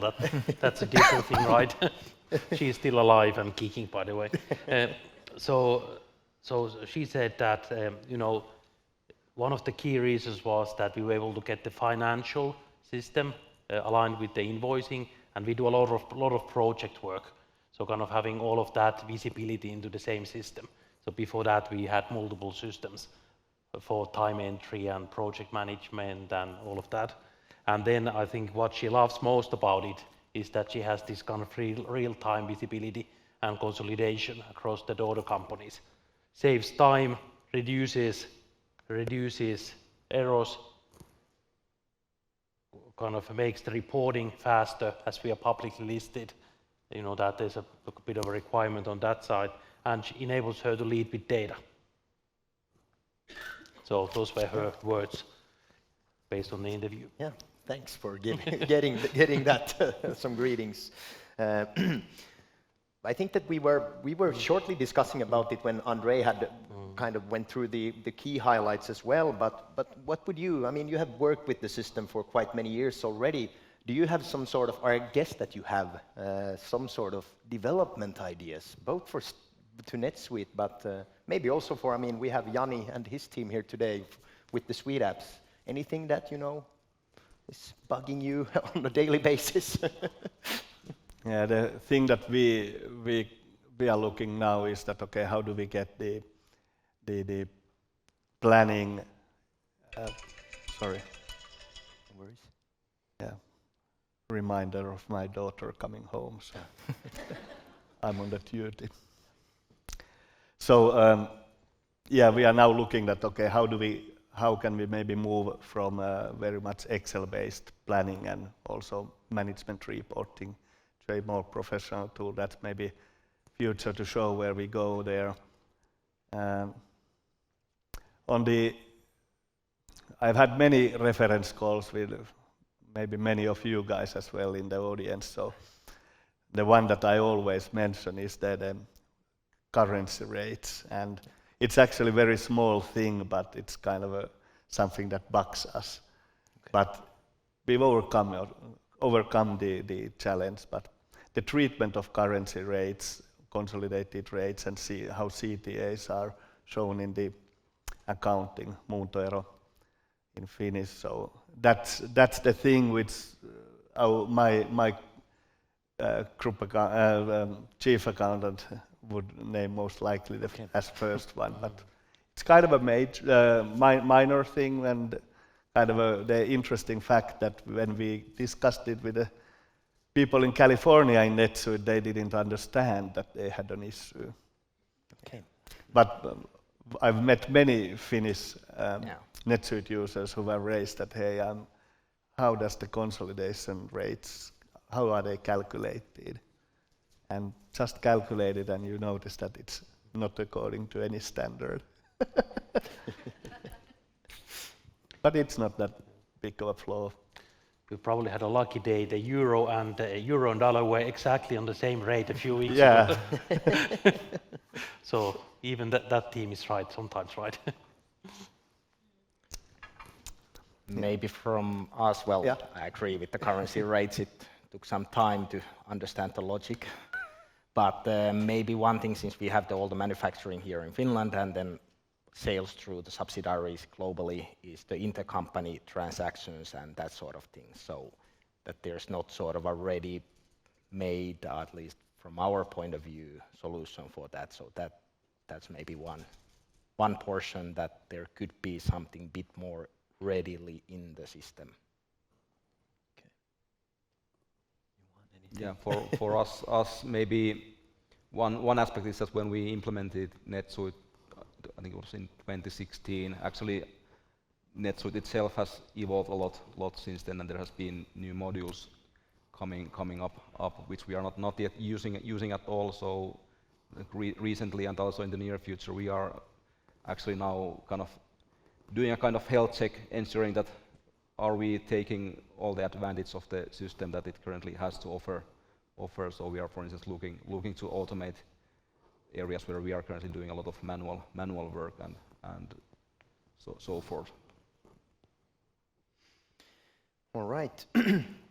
I mean, I guess that we have at least some of the people in the audience, and of course that we, well, me as a salesperson, I meet on a daily basis. But what would be, I mean, your advice to companies that are pondering and evaluating, well, whether to choose NetSuite? What would be your best advice? Do you have any? Yeah, I at least can say that I haven't encountered any better system for a kind of growth company. But seriously, I think it's one kind of recommendation definitely to say about NetSuite, or basically any system you are planning to implement, is to kind of find references or other companies using it and then asking kind of experiences, both good and bad. I think that's the kind of most objective way to make conclusions, and there are quite good companies here today. They who are kind of admit using NetSuite, so I think that's a good testament for the system, I would say. Yeah, in the reference calls, my biggest advice always is that it's a bit similar than the guest speaker an hour ago said, that you own the data, you know the data. Take lead on the conversions. That's how you learn how the system takes in data.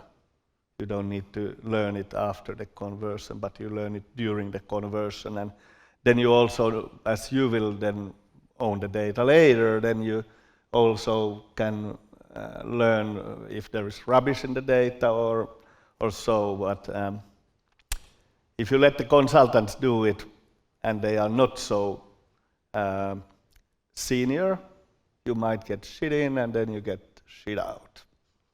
Yeah. And then later it's kind of some companies take a hands-off approach and let the consultants do it, and then we come and start using the system. But actually it's way better to be in the project handling your conversions yourself because you know the data better.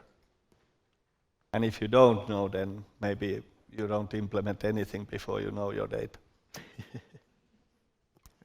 Exactly. Maybe while you are thinking, I'm going to fill in the air here. So, I mean, this was one of the topics I discussed internally as well. And then, in a way, it's in a way we are in a NetSuite day here, and it's always about the product. But for the customer, like any of us, to get the full value, you need the full solution, right? And then it becomes important that like you guys are there to help, because the people are going to do that NetSuite implementation the first time. So it's like your expertise, and then also in the presentation here, I think all of the add-on services as well, which make it then the full solution for the end user. So I think that's what our team has been seen very valuable as well. Okay. Yeah, maybe one thing I'm thinking less on the maybe choosing part, but maybe implementation and development is that, you know, it is a flexible system. It's easy to put your own code into it, but sometimes it's a good short-term solution that might not be scalable. So maybe it's rather on that portion that may be good to think when to use the system as it stands and when to do those customizations. Exactly. I mean, it's always funny when we are, or not funny, but interesting, we are talking about go-live dates, but that's just kind of one of the, maybe the first milestone, sort of, because then it actually begins with the, you know, actually using the system, getting to learn the system, and of course also develop and scale up with the system as well. I wanted to touch base a little bit about that. I mean, one of the reasons why you probably have NetSuite is because of, well, some requirements that your owners, or for instance being public, puts on you. What would you say, for example, Johan, how would you say that the, you know, the funding, for instance, have like impacted your growth? Yeah, I think for us, kind of doing financing roles has never been kind of the goal in itself. It has been like enabler for accelerating our own growth, and I think that is what our kind of investors and funding routes have brought to us. So obviously the financial resources for making or increasing investments and increasing kind of risk appetite, and then also kind of the networks that those global investors bring are definitely valuable. And thirdly, when it comes to kind of B2B business, I think having a well-known investor in the background definitely gives you more credibility as a company. Okay.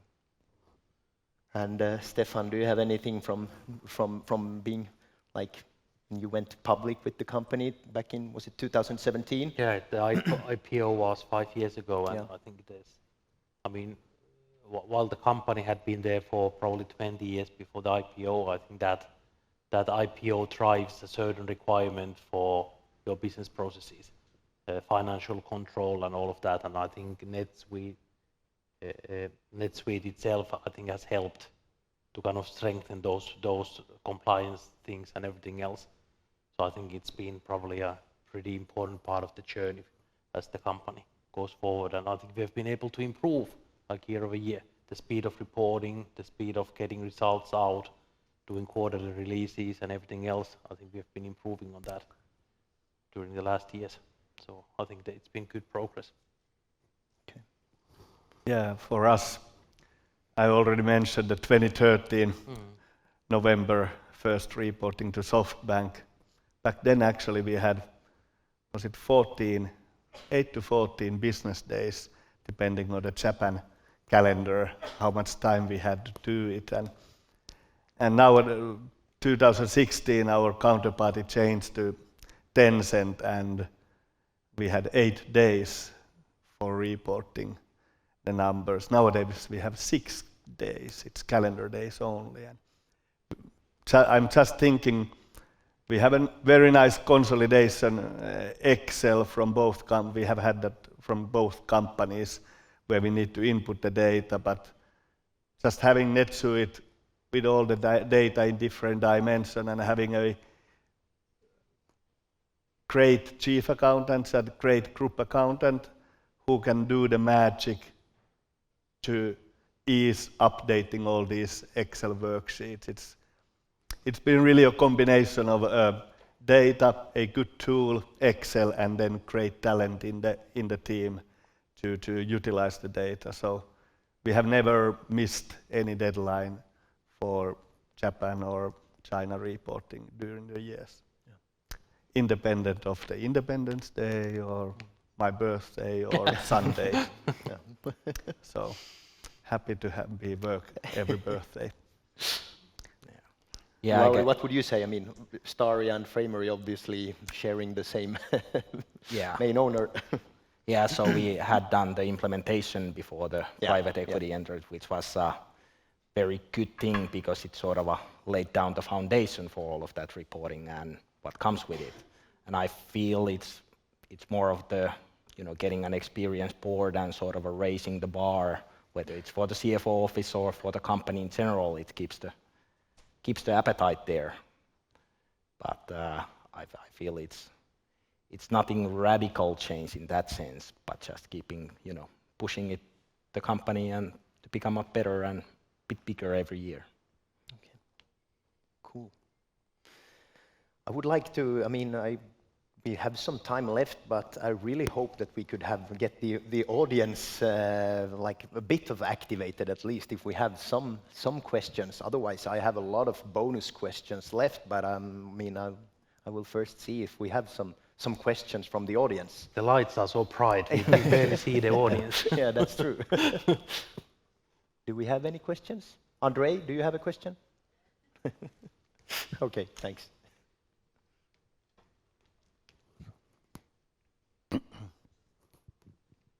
I'll just be waiting here for anyone in case they have a question.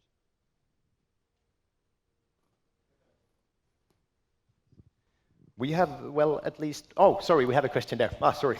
Yeah, this is for Heikki. Maybe you went into it a little bit already. You have like a great team, good solutions, but it was quite impressive when you said in the beginning you're like 7 people in the finance team.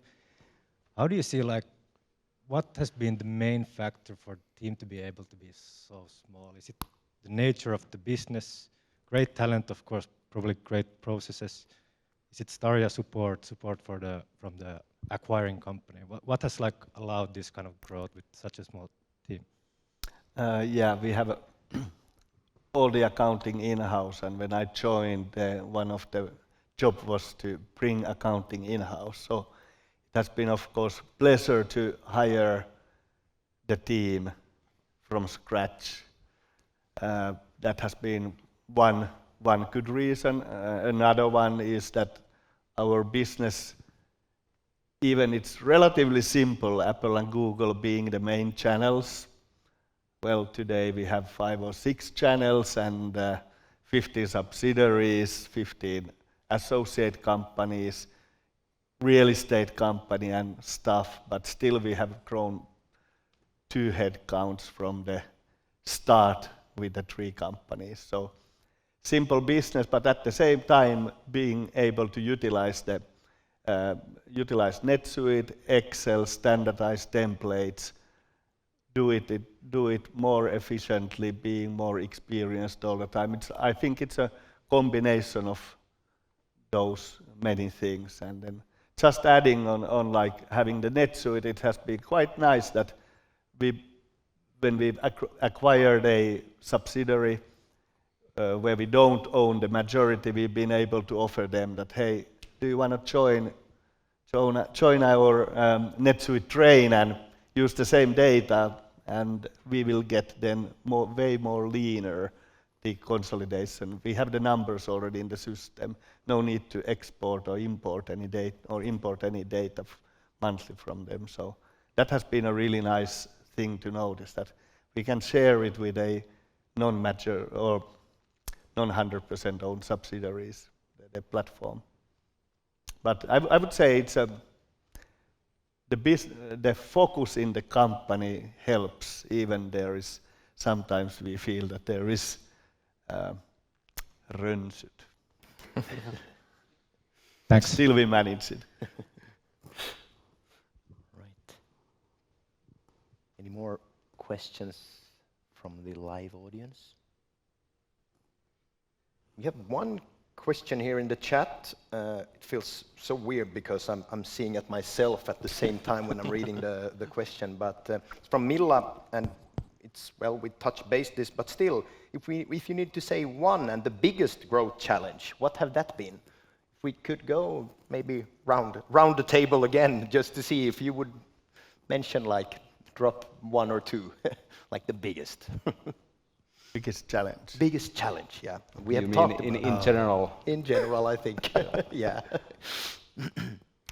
Well, I guess for us it's kind of a sort of obvious, being that it was completely new segment. So the whole growth in all the different markets starts by explaining what we do and how that goes. And then maybe the other way to look at it is that it's, of course, that's why the growth has been so quick, that there's been an open market for that.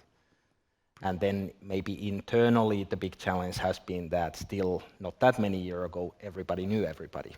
And suddenly there's so many employees that you start to need the structures and the processes and the KPIs, because before that everybody not only knew everyone personally, but sort of knew how the whole company worked. But as the company grows, it's simply not possible anymore. So I think that's been one of the sort of a growth company challenges. Yeah. Yeah, I think for us the biggest challenge maybe has been, as well, our industry very much is a reference business. So customers want to know other companies who are using the system because it's so business critical to them. So kind of winning the first reference customers in a new market, and in also kind of building the local sales teams in new markets. That's definitely the most time-consuming and expensive thing, I think, in our case. Any more, Stefan? No, I mean, well said. In a way, when you work in an enterprise business, it's all about brand awareness and references and kind of building up the team and scaling it up. And I think the combination of that is probably the biggest challenge. I guess that's a key thing to also find the right people and also the first ones at the new market as well when growing internationally. If you think of our finding the new game idea that everybody would love to play, because that you can't learn in any school, and when you find that great idea, then which somebody else has not yet come up with, or even they've come up but you have the right timing and right presentation of the game, then that's a diamond, unpolished diamond, which you then create as a great game and make a hit. That's the billion-dollar question, right? Yes. For you guys. Yes, definitely. And as you, like 10 years or 12 years of existence as a company, and we have had 5, so you can kind of think that it's not something you just come up with and then you implement it and then it's magic. Yeah. But it's... Yeah, typically, I mean, consumer innovations move into the enterprise, right? That's the consumerization of IT. So what if we do it other way now, and we do the enterprise to consumer? So we take NetSuite and do some kind of a nice game out of that for the consumer, right? Yeah. Do we have any more? We have a question back here. Thanks. This one's for Heikki as well. Huge Supercell fan, by the way. So played a ton of your games back in the day. Don't anymore. But we just obviously went around and talked about some of the current the biggest challenges we face up to this point. And Heikki, it obviously sounds like you've built out a world-class team building it from the ground up. Curious from your perspective, what challenges you foresee in the future as your business continues to inevitably scale as it relates to the finance team and continuing to grow to, maybe if going public is the end goal. But what are some challenges or hurdles you foresee from the finance perspective? Yeah. Yeah, my biggest headache is OECD Pillar 1, if it makes true one day, I hope not, meaning that Supercell profit would need to be shared to those countries where the consumers are. I kind of hate that idea that bureaucracy would hit somehow us all one day. I hope that it's not going through because we have the great value-added tax system in the world where the tax is already paid to those countries where the consumer is. And then the second headache is the United States of America, different states. Is that specific to me or? California, for example, with their non-treaty compliant approach on corporate tax. Thank you. Yeah, but that is like, it's almost like you are dealing with 52 countries instead of one country. And that's not something we Europeans understand at all. It's the same as we would have a Laihia corporate tax and we would say to American companies that, hey, you haven't paid your Laihia corporate tax and you are selling products to Laihia, so keep the money coming to the most famous county in Finland. The Finns understand this joke. I can explain it later. Any more questions from the audience? I don't think so. Do you have anything? What is next for you now when it comes again back to the system point of view? Do you have any ongoing projects looking at any new solutions that you want to kind of reveal for us? One thing that kind of came into my mind in another question, like the multi-currency feature, or I don't remember how it's called, multi-currency or parallel currency, which was not existing in 2013 when we implemented the system of 2014. So that we have, it's multi-books, I think. Multi-book accounting, yeah. Okay. Yeah, so that would have been very nice to have back then because we needed to report our numbers to management in dollars and then to external reporting and then the parent companies in euros. But we have never gone back and implement the multi-book so that we would have euros and dollars aside in the parent company in consolidation. But that's something that kind of, it's a small elephant in our team room that kind of we discuss, but then we never feel that, okay, we don't have now time to go into that. But something that would maybe be nice to have if we would want to kind of have the world-class numbers in all senses. But maybe it comes one day. Let's hope so. It's more depending on us rather than NetSuite or others. Yeah, maybe in our case there's a lot of development, but I can't think of any individual big one. It's rather more, I guess, efficiency and automation driven still than anything brand new. All right. Well, I can see that time is running out, and I would like to, on my own behalf and on Staria's behalf and on everybody else's behalf, super big thanks to all of you for joining on this panel discussion. It's been super great. I also hope that the audience is in the same opinion. So yeah, thank you very much, and a big applause to the panel.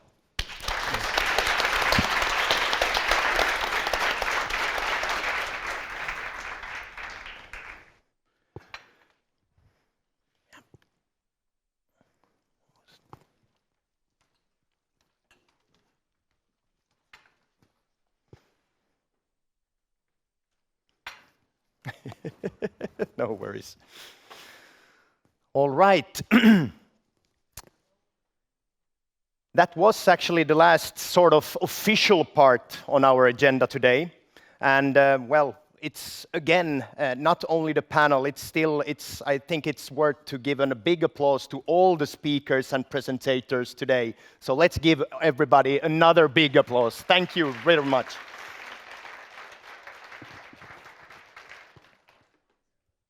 And of course, we want to once again thank our sponsors for this day. Obviously, Staria is one of the sponsors as well, but also Oracle NetSuite and FloQast. So really big thanks to both Oracle NetSuite and FloQast. And actually, we also want to be better. We want to keep on arranging these types of events in the future as well. So we are going to send out the recorded material. Also to you have been registered here at the live event, and you will also get the survey. So please give us feedback so we also can be better next year. And well, the live event is now continuing with a happy hour sponsored by FloQast. And let's enjoy networking, cocktails, and snacks. And we also have some Staria giveaway bags, so please take them with you when you exit the main entrance. And once again, I hope you all enjoyed NetSuite Day. For well, all our online stream followers, we thank you for joining, and well, wish you a great rest of the week. And for all of you who are here, warm thanks again. And well, now it's time for 1 or maybe 2 glasses of Prosecco. Thank you very much.